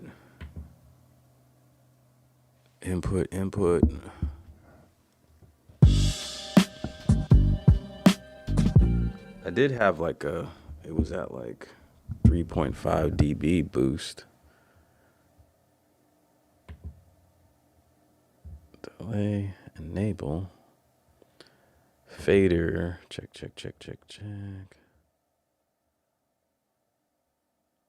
Fader was at plus 10 dB, but I'm wondering if that's the input to the stream.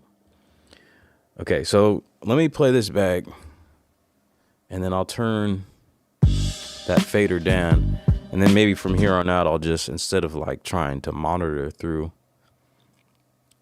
the video switcher that goes into the stream, I'll just keep my headphones in the MPC, because it'll be the same level for me regardless what I'm doing over there. So, all right, so here I'm gonna turn it down, fader on the mic input. So I'll just put it at 0. I guess that's and then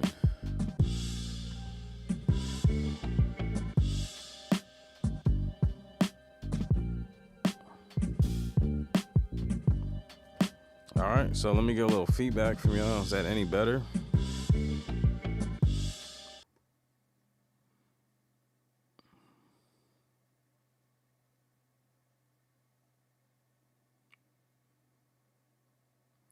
Yes, it's a mic input, man. I just figured that's all I could use it as. It's not a line input. Oh, shoot.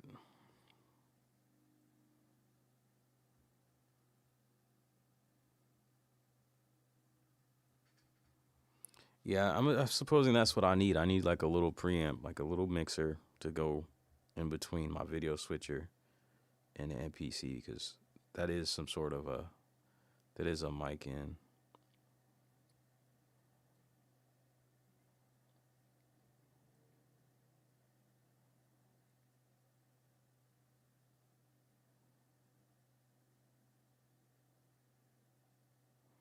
All right, be jamming. Peace, man.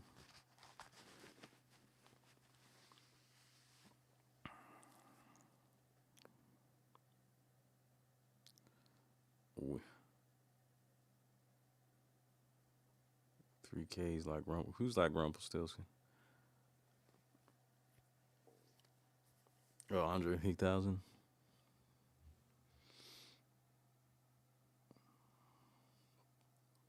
Can you use two MPCs in control mode at the same time? That's an interesting question. All right, what's that? So what's happening to roll on his chain? These advanced people don't need people. Grilling up some ribeye. Yeah.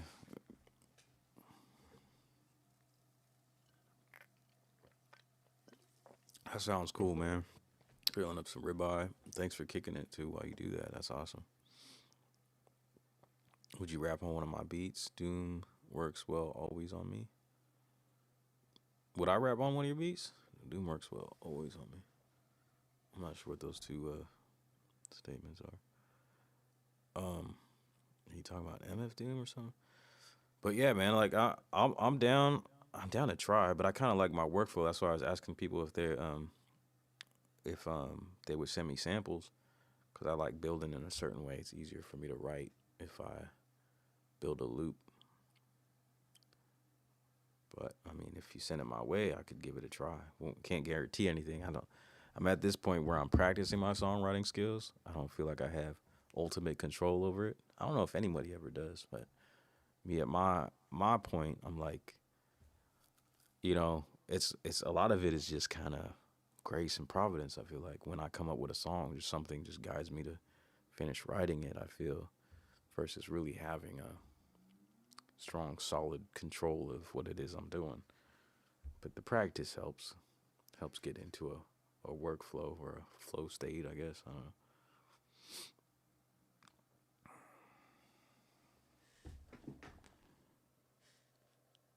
Another reason I stepped away. Skip.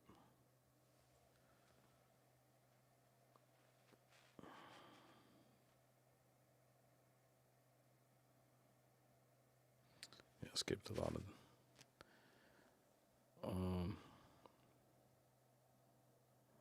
I've got ADHD brain roll, so I go deep with everything that has a slight interest. Okay, for sure, I feel you. Yeah. Well, I don't know. I mean, I've never heard it like ADHD. I would feel like that would be the opposite, but I don't have ADHD. At least I've never been. I've never been diagnosed as that or whatever.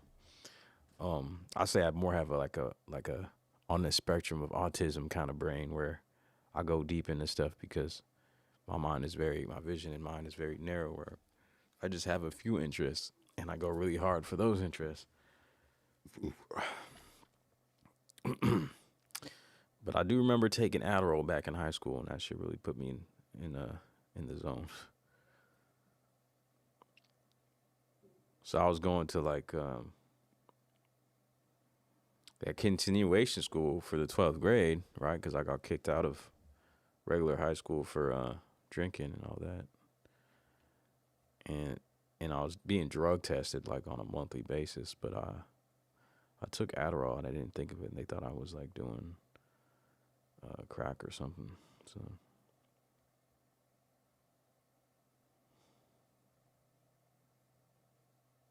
I'm learning everything backwards too, to be honest. Last thing will be to place the music down. What do you mean place the music down? Like finish it? So I know you're saying you're having trouble finishing stuff. You said how long you been doing this and you've never completed one piece of music is what you're saying? How are we doing on that, man? You gotta it's not uncommon to be like, to hold on to music for a long time and want things to be perfect. But like I was saying, remember that stream? Saying you gotta learn to let go. That's a practice in itself.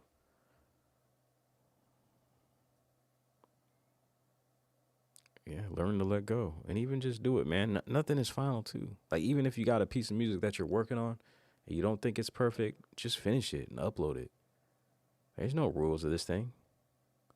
You know, as you develop your skills and you go and you make more music and you finish it, you can always come back to that piece and be like, yeah, now I have the skills to really finish it the way that I wanted to.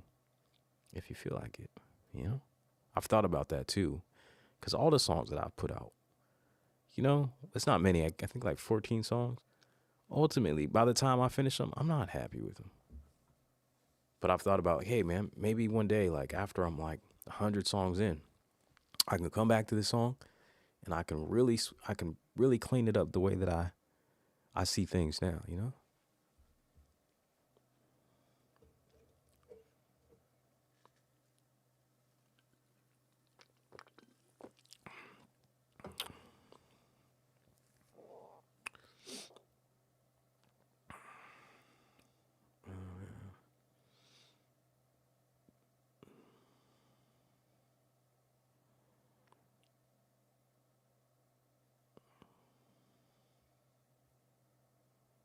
Hold my beer.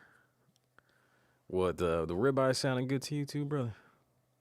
Also, when you deal with your own unmastered sounds, you got to learn all the post-processing just to make good live performances. So I not just learning engineering for listening, but for performance. Two separate things, really. Yeah, I see what you're saying. It could be two different things, like live sound, and the two can come together, etc. Hey, cheers, Crazy Webbit. Can you use two MPCs in control mode? We're back to that. I was kind of all over the place. 103,000. Not two. One using controller mode, one in standalone. Video Mackin. DJ Stuntle. What's good? My MacBook is not on the desk only because I don't have an internal battery in it, so it always had to be plugged up so I can't boot it and just move it freely. Well, then get to recording those vocals in standalone, man. Keep it simple. All right, so we're back to this. So I don't know if anybody had I'm scrolling down to the bottom of the chat. I'm a little behind. Is the sound any better? That's what I want to know. If you guys give me some feedback.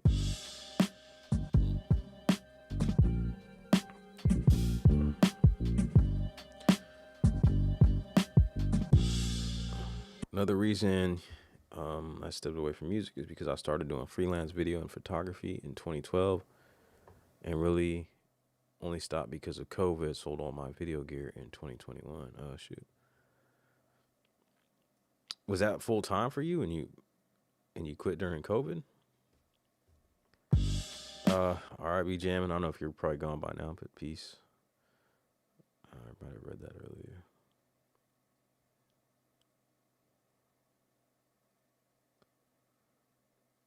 I send you sections of music and we form it with the lyrics and done. For sure. Worth to give it a try, man. So you can control the flow and the structure and concentrate on that with the vocals, etc.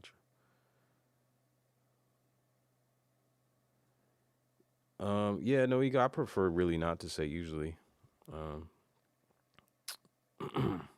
But if you DM me, we can talk. I'm in California, so like I've been in around this area most of my life, from northern to southern California. I went to school in Sacramento, so the capital of California. And then I still living around that area.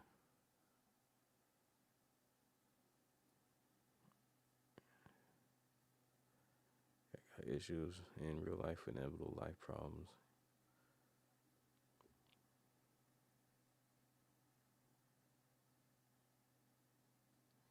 Some guy, what's good, man? How you doing, man? Cheers to you. Music definitely has no rules outside of integrity and originality. Yeah, I feel like the rules are just guidelines, man.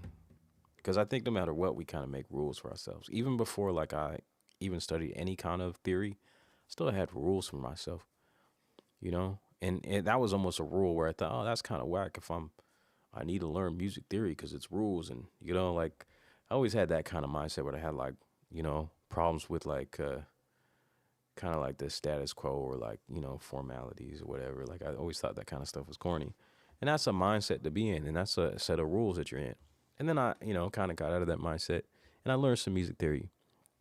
And then when I learned the music theory, I kind of confined myself within those, and like I had to play chords in a certain way or figure out how to do that. And if it was, you know, then it wasn't okay. And then whatever, you know, kind of that line of thinking. And so no matter what, I think you're always kind of setting some set of rules. But if you look at it differently, if you have a good attitude about it either way, then I think that can work to your benefit. Like if you learn the rules and just kind of consider them like guidelines to help you along the way with things that you can pull from and use if you want, then you're better off because you can live in and outside of that box and, you know, walk outside those lines, or walk with them and kind of loosely. You know what I mean? It's a better attitude to have because it's more malleable and you're more free to flow like water, I think.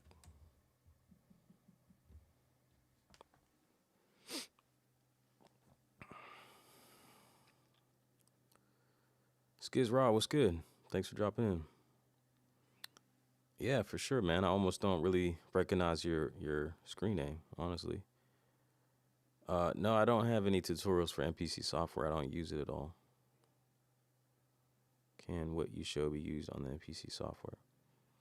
I mean, like as long as you use if you have a controller or use your MPC with the software.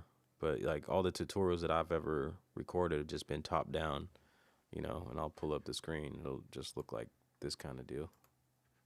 And I mean, you can apply it as long as you have like one of the MPCs. But yeah, I couldn't really say too much about the software. I've avoided it most of my life, you know, since they started making standalone machines again.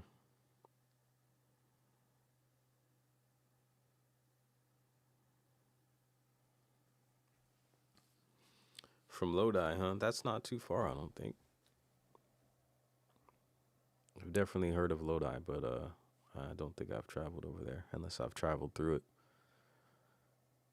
The video and photography was part-time for me. Shot a few music videos and worked with freelance models. Okay, that's cool.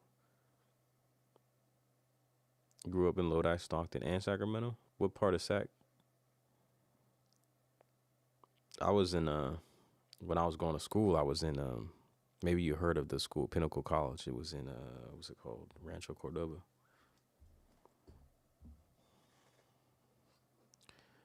No, I wasn't in Texas. No, I've only been like one time, once or twice. I think. I don't use theory. I use what sounds good to me. Sometimes it doesn't work. Yeah, so you don't use theory because, well, I guess you haven't learned any. Is that what you're saying? But see, that's why I'm saying, like, it's good to know it because sometimes it doesn't work because you don't know the theory. I think when you understand the theory, then it becomes helpful. Like I barely know the basics enough where I can utilize like the chord hack tools a little bit better if I didn't know, because you can go in to pad performing and you're using music theory principles and not know any theory at all, and you could stumble across something. Or I mean, if you have a good ear, you can figure it out. But if you know like something like the number system, then you can like get a certain vibe by knowing what chord numbers to play, you know? So I don't know, cuz like if you don't understand any of that, you might think it's corny. It's like, "Oh, it's rules. There's no rules to this thing." But there are like formulas that help you get a certain vibe, so you can use that to your benefit. And some people understand that better than I do, but I understand enough just to know that that's true. You know, like I understand the theory to the point where if I was going to explore it, I would learn more about scales and building chords and what kind of genres use these certain number systems in those scales to get a certain vibe versus learning music theory to read the notes off of a piece of paper, like out of you know, and learn how to place an existing piece. Like that, to me, not going to be useful at all. Like I would never use the every good boy does fine information. Like I'm not going to sit down and try to play a piece, turn the pages and play a piano. I'm not going to do that. But scales, chords, and improvisation with those is just going to be beneficial for composing your own original music, you know?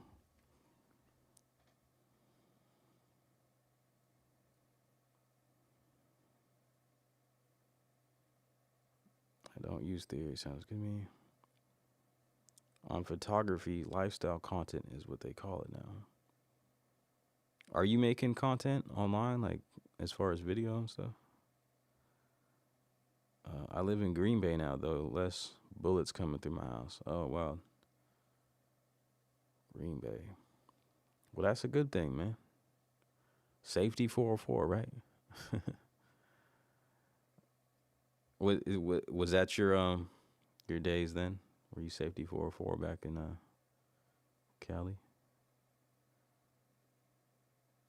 What does the Cellar Ridge name come from? It sounds like a place now. So it sounds like somewhere in Green Bay. Cellar Ridge Court, a gated community where bullets don't fly through your house. I used to try to figure out what you do on there and apply it to MPC software. Yeah, I use the chords part of MPC, right? Yeah. So yeah, use music theory. So you don't have a standalone MPC? What are you just using, like a MIDI controller in the software?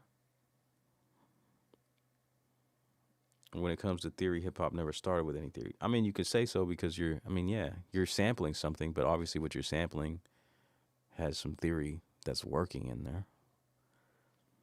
But I think you could even figure out some theory now to create something that sounds like hip hop. Like not all hip hop is sample based. And even if it is, it might be sampled or chopped in a way where, now I don't know a lot about this, but I'm starting to think that if you were to compose like a piece of hip hop, you'd probably want to only use a couple chords and keep it simple versus using even 3. So that's my limited experience in trying to like play something. But then a lot of times some hip hop is just, if it's composed, it might have like jazz chords or something, or like, you know what I mean?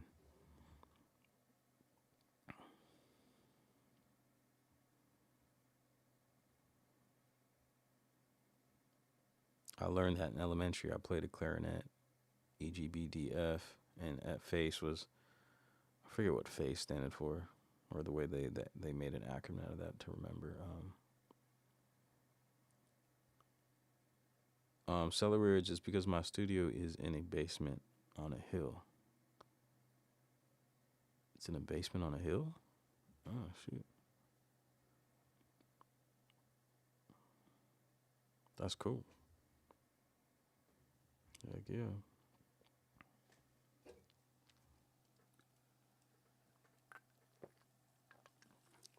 So, does everyone got like a project that they're working on? Since I, started the stream and I'm already coming up on 2 hours, so I'm probably going to wrap this up here in a second. Kind of bring everything together.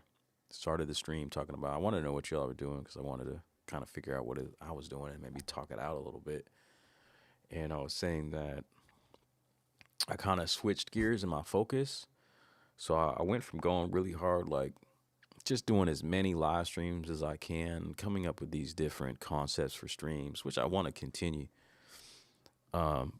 to wanting to do at least one video, like a tutorial that I could fit in the week, along with, I even wrote out like a content schedule where, let me see if I can remember what it was.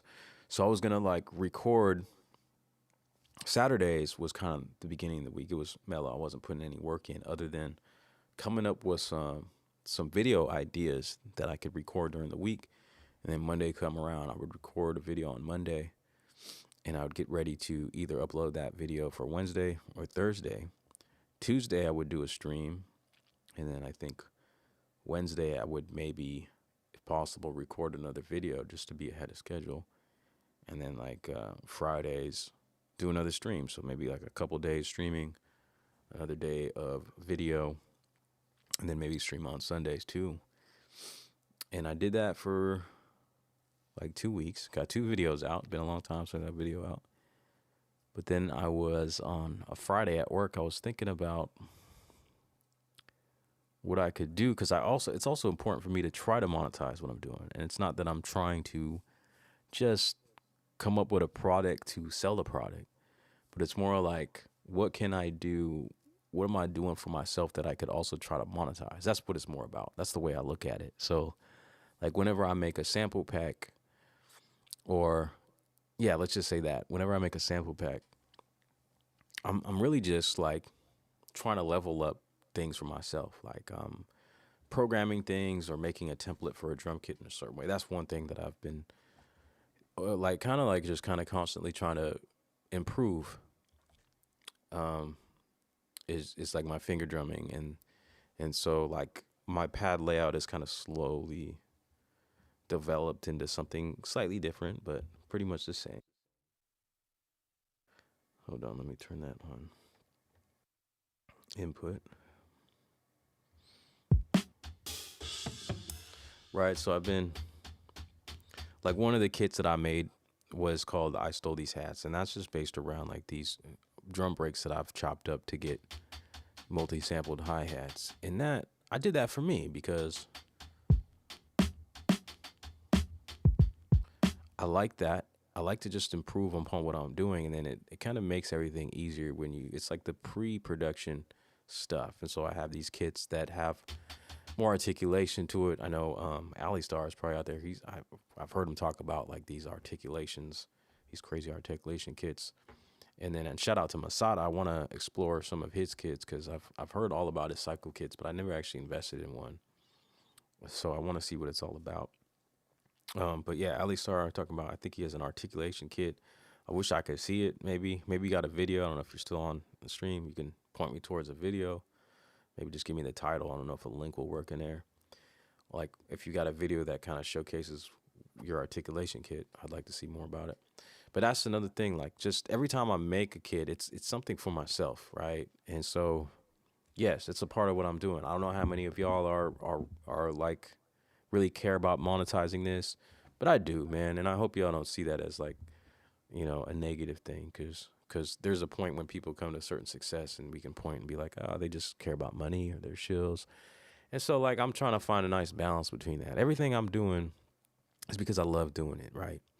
And so I'm trying to self-improve a little bit. And so yeah, I do have things like packs that I'm creating, but I'm not just creating a pack just to sell it, right? I'm creating it for me to improve myself. And that's kind of the angle I want to look at it. So, and it's something I'd like to share if anybody is into it. So, and it's a way of supporting the channel in a way too. So that's the angle. So last like Friday, I was like thinking about, because I was talking to my wife and like, man, I'm not like short on ideas of what I could work on. And that's actually one of my biggest frustrations is that I don't feel like I have enough time to do all the things that I want to do. And when it comes down to it, I have to choose. I have to pick which thing I want to work on. And because I'm very narrow-minded, it's hard to like switch between the different things. So that being said, I was like, man, I got to figure out what I want to do. And I had some free time on Friday when I got home from work. Had the house to myself, and I'm like, okay, I'm gonna work on this, man. I've been sitting on this for the longest time. And in this way, I can kind of do two things, because working on songs is very important to me. But then that is a hard balance between working on videos or working on something I can monetize. So I've had other pack ideas too, but this one is one that I've been sitting on for a long time. And I mentioned this before, like it's going to be an EP. I'm working towards a collection of songs, which will be my first time putting a collections of songs together and sharing it, because I've been sharing like a single song per month. Even after that, I've been kind of slacking on that, man. It's like halfway through this month and I haven't put a song out. I put one out last month.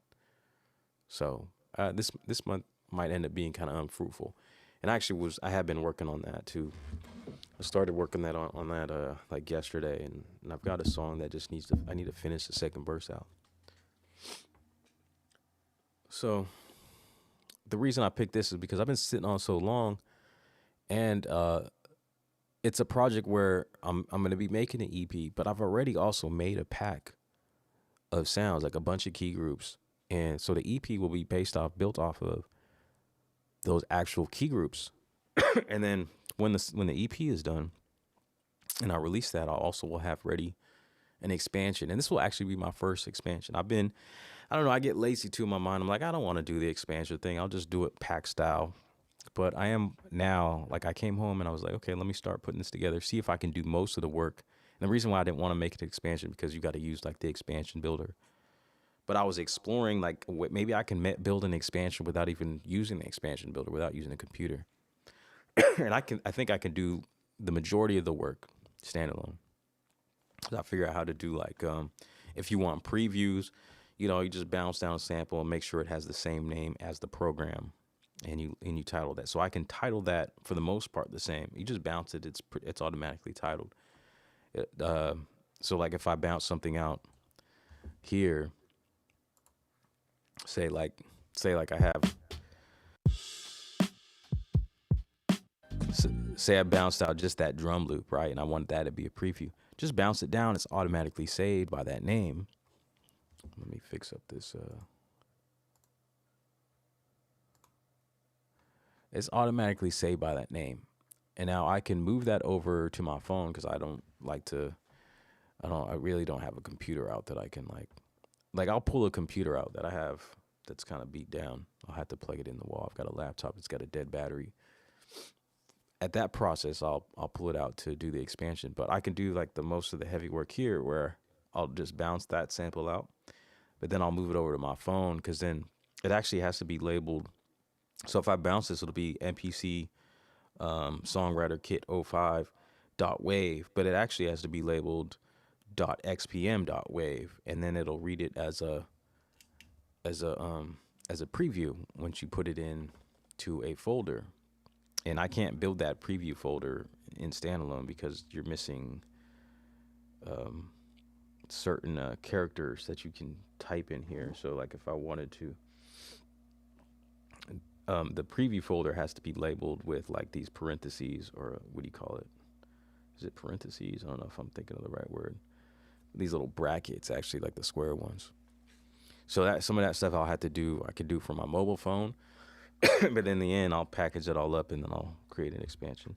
So that's where my head was at, and I can, so that's cool because it gives me a balance of two things. I can be building towards a sample pack that I can monetize while also building towards a collection of songs, which is also reaching a new goal of, you know, moving from doing individual songs to, you know, something cohesive that has like a concept. So that's kind of cool. I feel motivated to do that. So that, I don't know, I just wanted to, I guess, just realize that. But I'm also trying to find my way back to being able to work on that, but then also do everything else that I want to do, which is do a stream here and there, and do a video, like, you know, on a regular basis. So maybe I can pull back, because I was going hard with like just streaming every day and wasn't doing any videos. So if I can find a balance between maybe doing a video a week, maybe I'll just do a video every 2 weeks and do a stream a week, maybe just once a week. I like to do more, and then work on my songs for the month, and then work on that collection of songs. And that's just it, man. I'm just trying to work it out, verbalize it, figure out a little strategy how I can like balance all the things out and stay active. And yeah. So on that note, man, if you guys got anything to say as far as like you want to verbalize or share with like a project that you're working on that you're excited about, yeah, man, let me know real quick before I jump off here. Because that's one thing I think is important. I think it's a big thing that's helped me. This YouTube channel has been a big help to me, because it's helped me like learn how to verbalize things and then kind of like bring them into reality. Like, you know, like I've said that I use it as like a, what's the word? Accountability, to actually following through with what it is. Because, and I don't know if that's for everyone, because I've kind of examined this about myself. I've always been an introvert and someone who didn't talk a lot, because I think deep down I understood without actually knowing, without actually being able to articulate it until this point, that words have a lot of power. And I mean, it even says in scriptures, if you believe or whether you not, you know, that everything was made from the word. So there is something to the words and the vibrations of the words that we're speaking, the frequency of the things that we're saying. And so I don't know, I think I maybe always had an innate understanding of that there is value in the things that you say. And so I never wanted to be, and like I said, it's not a conscious thing that I was thinking about. I think that I never wanted to be someone who spoke but didn't do what he spoke, you know. So the YouTube channel has been like an accountability thing. So if I say it loud and I say it out in public, I'm gonna follow through, you know, for the most part. I think that's been true, you know, since day one, when I sat down and just held the camera to my face and said, hey, I want to see if I can make some money out of something I love doing, and that's music, making videos here. I'm trying to make videos. And it's happened since then, you know? And not to like say anything about, well, you know, maybe it's not at the rate that I would want or anybody would want, or to compare it to someone else's kind of success or money, but it's still a reality, like, you know, and I still am very grateful that for as little as what it is or might be, that I've actually been able to I say by the grace of God, that being able to make some money from this, and I continue to do it, and it doesn't really matter what that amount is because I love doing this thing. And it's like I could still be doing it just to myself and not sharing the videos or any of that and not making any money. But here I am, like I make a little bit of money, and I'm doing what I love doing. So that's the point. It's kind of a bonus versus, just keeping this all to myself. And, it's not really that I've really tried to sell. It's just that I've just been not keeping what it is I love to myself. And then in return, I've got a little reward for it.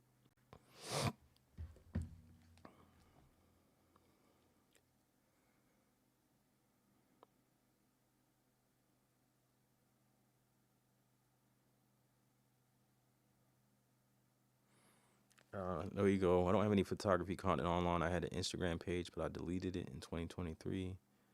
My content felt dated since some of the videos and photos were from as far as 2012. I don't know if you should ever delete stuff, man. I very rarely, I try to avoid deleting stuff.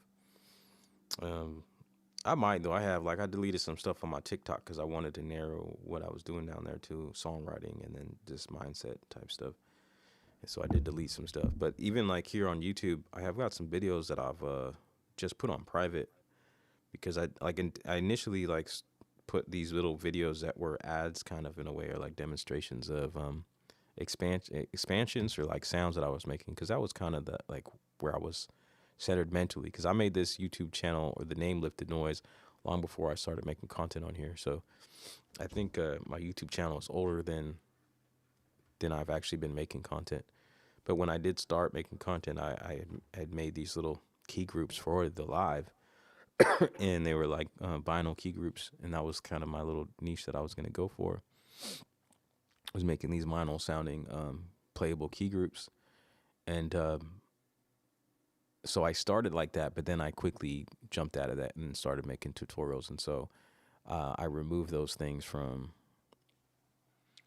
availability, because I was maybe trying to sell them low key. And then so I actually just privated those videos. It wasn't many, but yeah, rather than deleting them. I don't know if you use guitar and bass effects plugins, but I was downloading 21 plugins on Aurora, all for free. No, I don't. Do you play guitar and bass? I remember I used to use Guitar Rig though in Pro Tools, and I would use those sounds on my mix, even though it wasn't I wasn't using them on a guitar sound. I would put them on samples and stuff, and would come up with cool sounds. But yeah, I don't know what that. I don't know what Aurora is. Is that the OS? Yeah, I don't use a computer at all, so way out there. Unless it's available on MPC, then I'm not using it.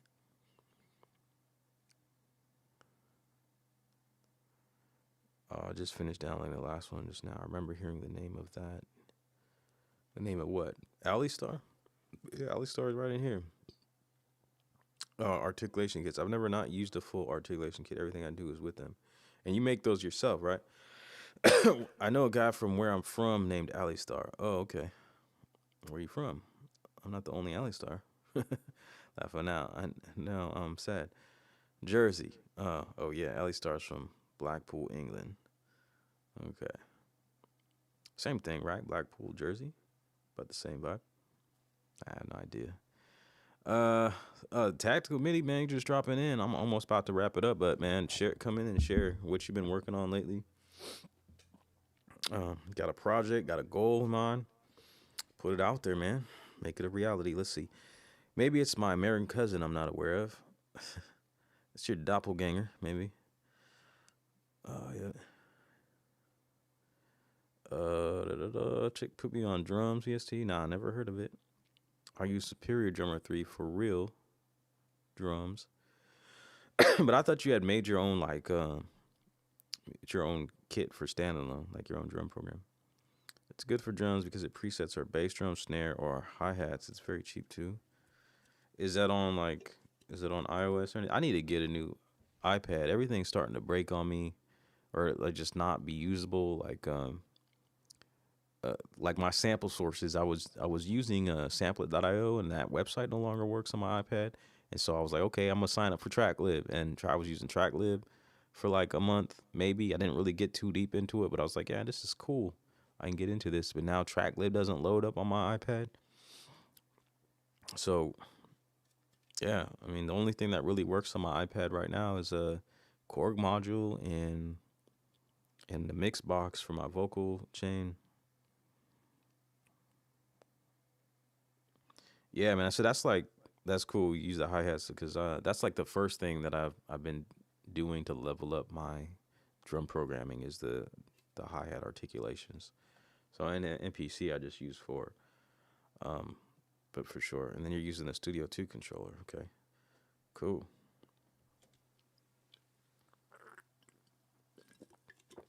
That 3.6 software is what finally pushed me into it, though. Maybe you need a little Discord channel to have a crew and form ideas. Yeah, that's what No Ego was saying. I just don't know anything about Discord. But if you guys are down to help me run it,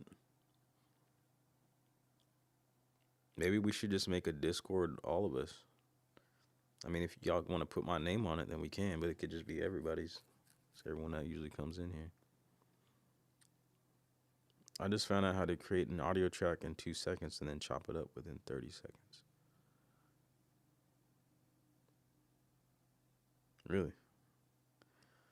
That's interesting. I'd like to see what you're talking about. I did come across the thought of chopping stuff within the audio tracks, because I was using like an external module, like a sound module, and then I was like, I don't really like the vibe since I was using the SP looper. Like, I don't really like the vibe of the looper in here. But then I figured actually an audio track is a better way of doing what I was trying to do with a looper. You know, maybe it's not a looper in the sense you can record over like the looper can, but I never was using the looper with that kind of function. I would just use it like when I first got my Live. This is what I remember. I had the Live and I had an MX49, so it's a Yamaha little keyboard with built-in sounds. And so I would just play everything into the looper and then put it onto a pad.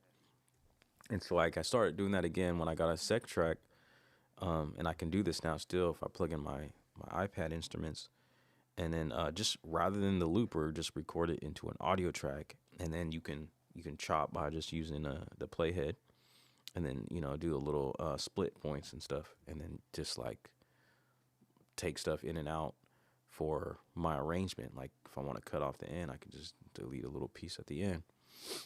So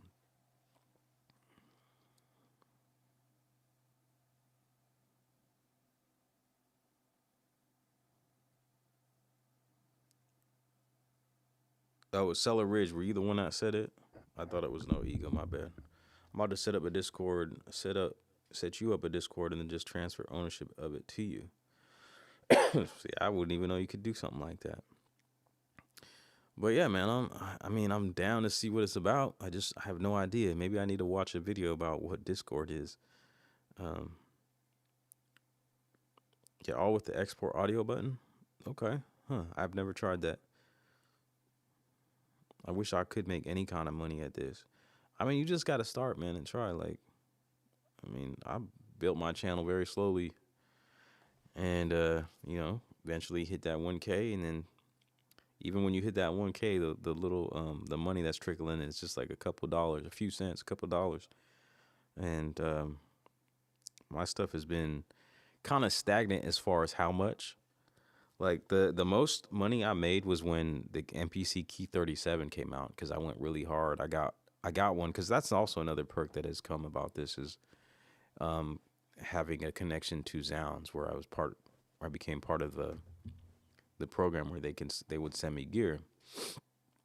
And so I got the Key 37 like on launch time, and then I went hard and I was making like 3 videos a day. And I think just because you can't just like rely on one thing, but just from that YouTube AdSense, from like just having all the videos and I guess the subscribership that I had at the time that helped draw people to the Key 37 videos, just doing the Key 37 videos, the AdSense went up to like $400, which it doesn't sound like a lot, but it was for me. And that was a nice little high there.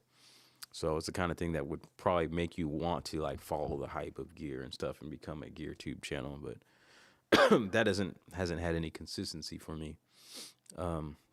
I don't know if I could do that as well with like other gear outside of the MPC family. I could do that with something like a Key 37 because I've been using MPCs since the 1000 and I generally know how they work and it's the same kind of thing and I can just, do a video real quick.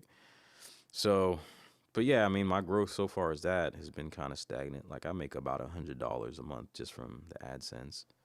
And then altogether from when I started sharing my sample packs, I think I've made $3K from just samples, which, in a lifetime of what I've done is not a lot. I can't live off it. But when I just look at that, and if I tell people like, okay, some people are like, that ain't really shit. But when I look at it, I was like, dang, I've made $3,000 from waveforms. That's amazing to me. Like that's amazing to me. Like I could really make money from this. From just doing what I enjoy doing, making these sample packs, like I said, initially for myself, and then just post up a picture and here and share it. And so,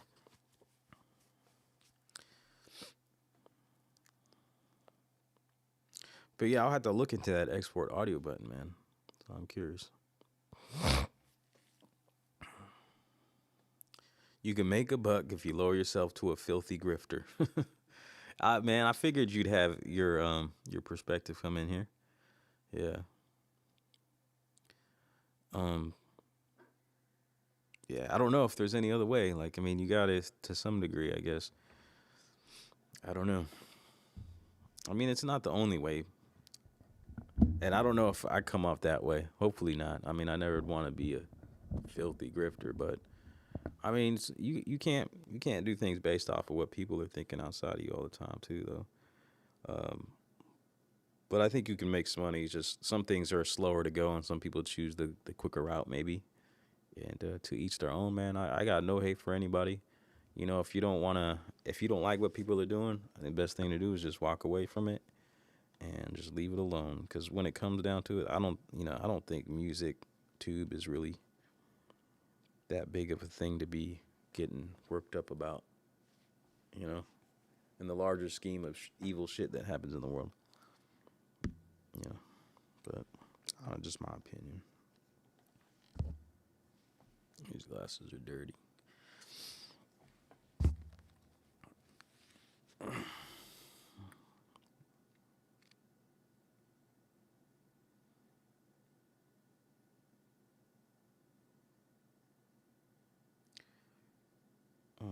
Never delete any beats, only if I forget to save or crash. Yeah, I've been meaning to turn the autosave on my MPC. Do you have a feature like that in the actual software? I wonder. There's plenty of groups for that stuff. Nope, I play drums, but I use guitar plugins. With Discord, we could do collaborations, sample flip challenges, share loops and samples, beat reviews, so much. Okay, yeah, that sounds cool. I think I've had thought in the past about doing some kind of sample flip challenges. Share loops and so like is on distro or Discord. I wouldn't be live streaming on Discord, right? Like that would just be a place more of like, is it more like a text kind of thread type of thing though? I make my own drums from the VST. It takes about 10 hours of work, but they are that's what's up, man. iPad just put out Synthmaster 2 for free on KVR Audio. That's cool, man. It's cool to hear about like all the stuff that comes out on iPad. I just have no access to them with my old ass iPad. Lonzo, what's good, man? Thanks for dropping in. I'm here about the end, man. We're just trying to talk about what our goals are. I don't know if anybody's got any though. Y'all been really quiet about projects.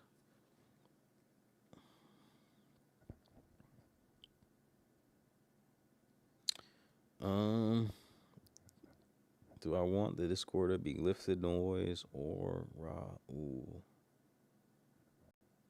I think lifted noise. How about that?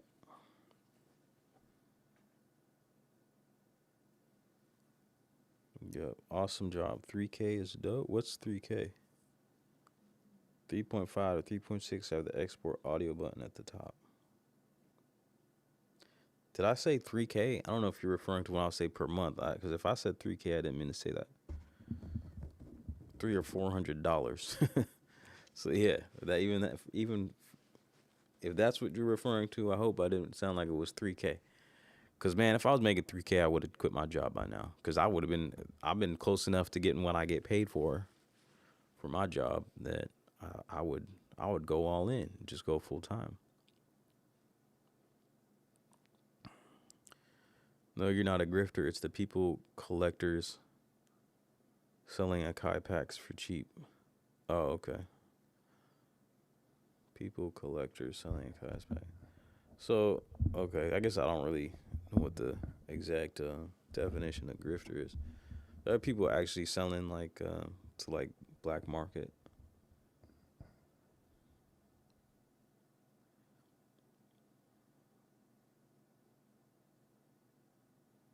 So like, what do you like? You talking about going to an audio track and then putting little split points, chopping it within the audio, and then like hitting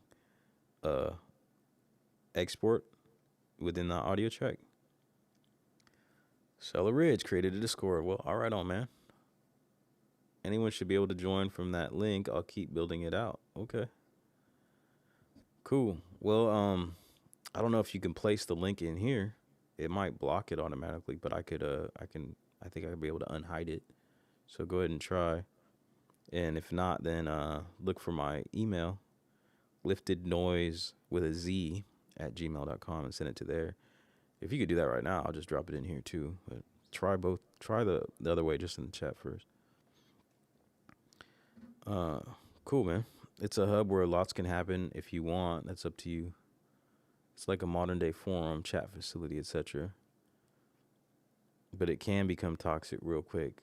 Many people offer Discord as part of a member package. So that could be what you aim for. Oh, yeah, I did say 3,000 on the packs altogether. Yeah, that's right. I forgot that I had mentioned that. So yeah. So that's from, I don't know when I started. I think I started last year. I don't think it was more than 2 years where I put my first pack out. And that's just on PayHip. That wasn't including when I put my first pack out was on Teespring when they started offering digital downloads.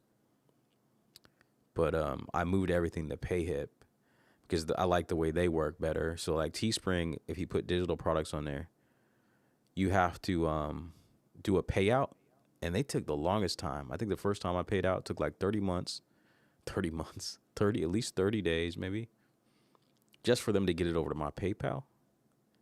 You know, with PayPal, your bank. So now with like PayHip is cool. PayHip, I looked for PayHip. What is you want service? So like any of my packs, I can add a plus sign. So that means like if I'm asking $1, like it's set up in a way where if y'all are really just coming, you can be like you. So it's $1 as much as you. Yeah. So that's like kind of the allure of PayHip, right? But the way that works, it's like hooked up to your PayPal, like automatically. And every time someone purchases there, it goes straight into my PayPal. So I end up getting a lot less, though, than if I maybe had my own website because, so like PayHip takes out a little percentage and then PayPal charges for every transaction. But it's cool because it's right there on my PayHip or in my PayPal automatically. And then if I need some money, which I've come to points at the end of, in a pay cycle for my other job, my actual job, I could just send it to my bank real quick.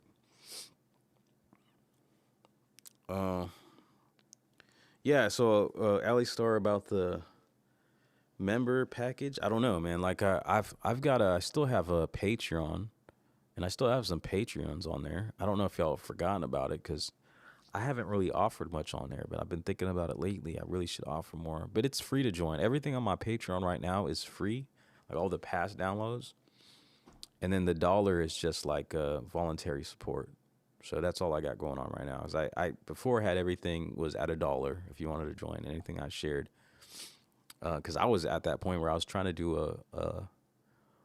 a pack every month where it was like a key group and like some drums and some homemade some samples that I made myself. But then I was like, I'm not really that great at this. I kind of want to slow down. I've been kind of like really at the last minute putting this together, and I don't really feel like people are going to really get anything out of this. So I was like, okay, let me turn this to free and then just leave the dollar support up there if you want to be part of it.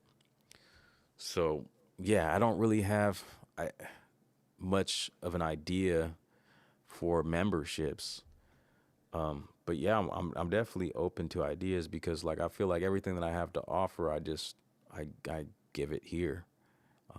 And I don't know if I have any extra to offer on Patreon for an added value, because I don't really have the time to add anything more. I don't feel like, maybe my mind is not being creative enough. So channels such as Neartown, DiBiase run their Discord communities and do most of their community style there.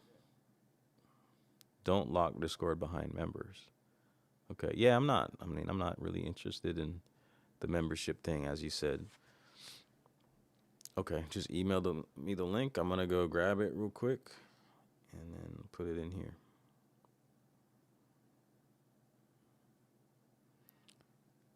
All right. Now, is there a Discord app that I can download so I don't have to go on the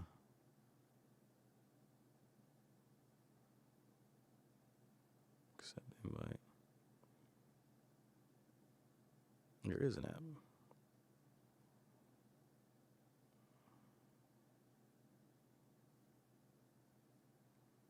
All right, here I'm coming back into the chat. Yeah, go ahead and add the Patreon. Don't join for $1 though. It's all good. Just everything is free. Maybe I want to keep it there just so I can, maybe when I think of some freebies, I'll just put them there. Like if I have, like, cause I've been thinking about, I mean, it is a marketing thing too to give away free stuff, right? So yeah, I'm kind of thinking of it business-like. For any of the packs that I might come up with and offer to sell, I'm gonna have like a little free thing, and I'm also making another pack that I want to base around my workflow, because every YouTuber has some sort of a what's it called, a master class. So I want to make a master class, if you can even call it that. That's not really just like, it is like MPC centered, but it's not about like all the technical aspects of the MPC. And this, I'm definitely not, it's not going to be for you guys necessarily. I don't think you'd want to buy into it, but it'll be for like maybe new people that are coming to the MPC, or anybody who might want to see what my workflow is as far as like production and songwriting in the MPC. So I'm going to offer up, it's just like something that I'm like kind of eager to do too, because I've never done anything like that where it's going to be part video tutorial or explanation of the way I do things, pretty much what I do here. And I'm still learning. That's why I'm not like in a rush to make this, but it'll be part that it's going to provide my whole kind of workflow in explanation, and then workflow in my like MPC template and like my drum program template with my drum kits. So it's going to have my drum kits. And yeah, just a way of sharing what it is that I do, because if I don't ever like, if my music is never like known on a large scale, which it's not really necessary for me to be happy. I do want to share my music. If that's not what I do in this life, because at one point being a young kid, I'm like, yeah, you just have this wide-eyed big dreamer kind of thing going on. Maybe you sharing that, maybe you don't, but that's the reality for me. If that, isn't, I don't have a set standard of what that should look like. I want people to hear my music, but if anything I leave behind, then maybe I can leave my perspective on how I go about the process, and that could be useful for some people maybe. So that's really what it's about, man. Making these things, making these packs, and just sharing the stuff that you have, stuff that is valuable for me. Not going out the way to make something just to make money, but making something that is valuable for me. And that's why I said, like, I'm still in the learning process. I'm building something up. I'm building a workflow and a process, and it's something that's valuable to me. So why not provide it and have it available? If someone sees something and thinks, oh, that looks valuable, I could use that information. I could use that to, like, you know, kind of build what I want to build and build it off of that as a good starting point.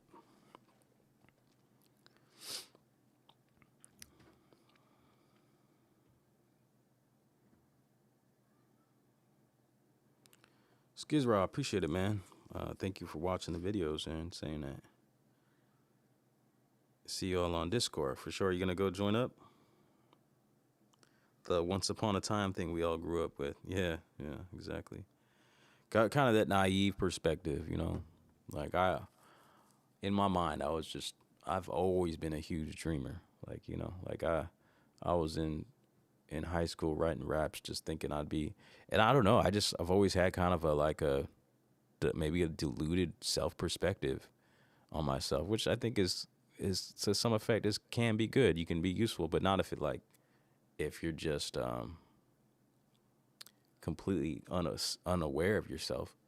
So I think I have a healthy level of delusion and self-awareness where I'm not like too deluded and understand what my limitations are, and I'm not full of ego. I'm full of enough ego to understand that I need to humble myself, you know, and stay humble. So by the grace of God. So yeah. I don't know where I was going with that. Yeah, definitely. You feel the same way, Skiz, bro? Heck yeah. Well, man, this has been the longest stream I've done in a minute, man. It's been a good conversation just talking to you all. I don't know what I'm going to do with the rest of my time now here. It's everyone's first introduction to the matrix that is society. Yeah. The matrix, man. I hear you. I think I understand what you're saying. But yeah, man.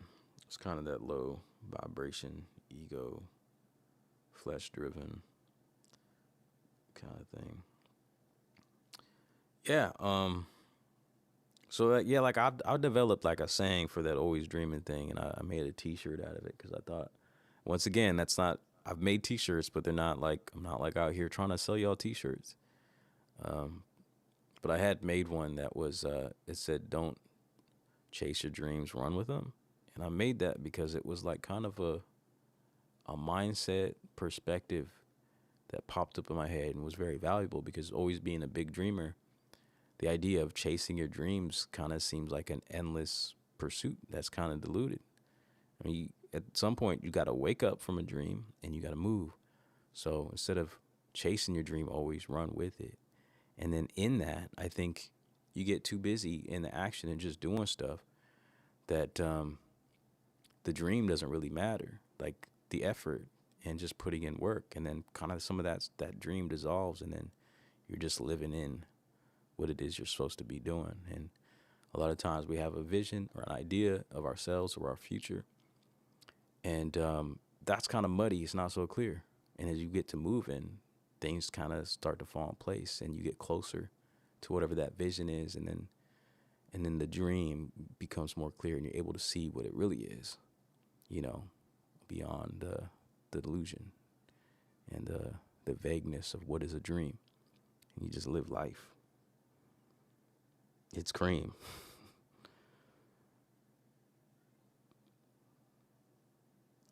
Appreciate it. There's actually some more kits I need to cop from you anyway.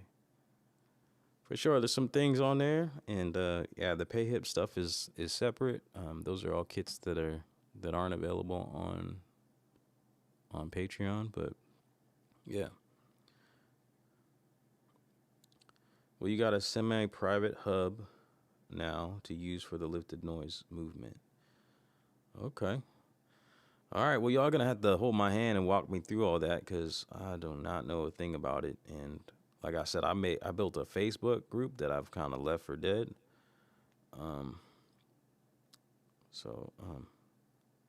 Yeah, I'm not too good at this whole balancing thing. But I'm gonna see if I can grab the Facebook and share that in here too. I don't know why there's member requests in my Facebook group, because it's auto, except y'all just gotta answer the questions. Maybe those are like bots or something. Yeah, there's been some posts in here, but I bet they're just beats. That's what I get a lot. People join this group and then they end up posting beat videos, and I'm like, yo, this Facebook group is not about beat making videos. If you got vocals on it, then you can share that.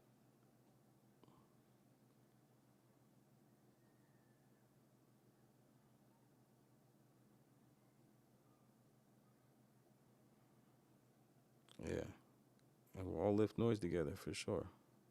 So here's the Facebook group. Come on, everybody. If you don't do vocals yet, come on, let's get into vocals. Join my group and just start doing some vocals in MPC. Why not? Tell your story. Everybody's got a story. Tell it. You know?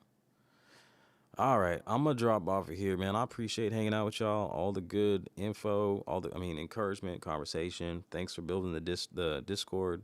We'll see where that goes. Yeah, I guess FB can be kind of toxic. There's a lot of like spam and stuff and inappropriate stuff that gets dropped off in there, and I'm not interested in seeing, you know. So yeah, maybe you've seen what been doing to me on FB. What FB's been doing to you on? I'm not sure. I know you expressed to me in the past, like, I think you got kicked out of some groups and stuff. And then, didn't you make a group? Did you end up making a group, like MPC Cafe? Was that yours?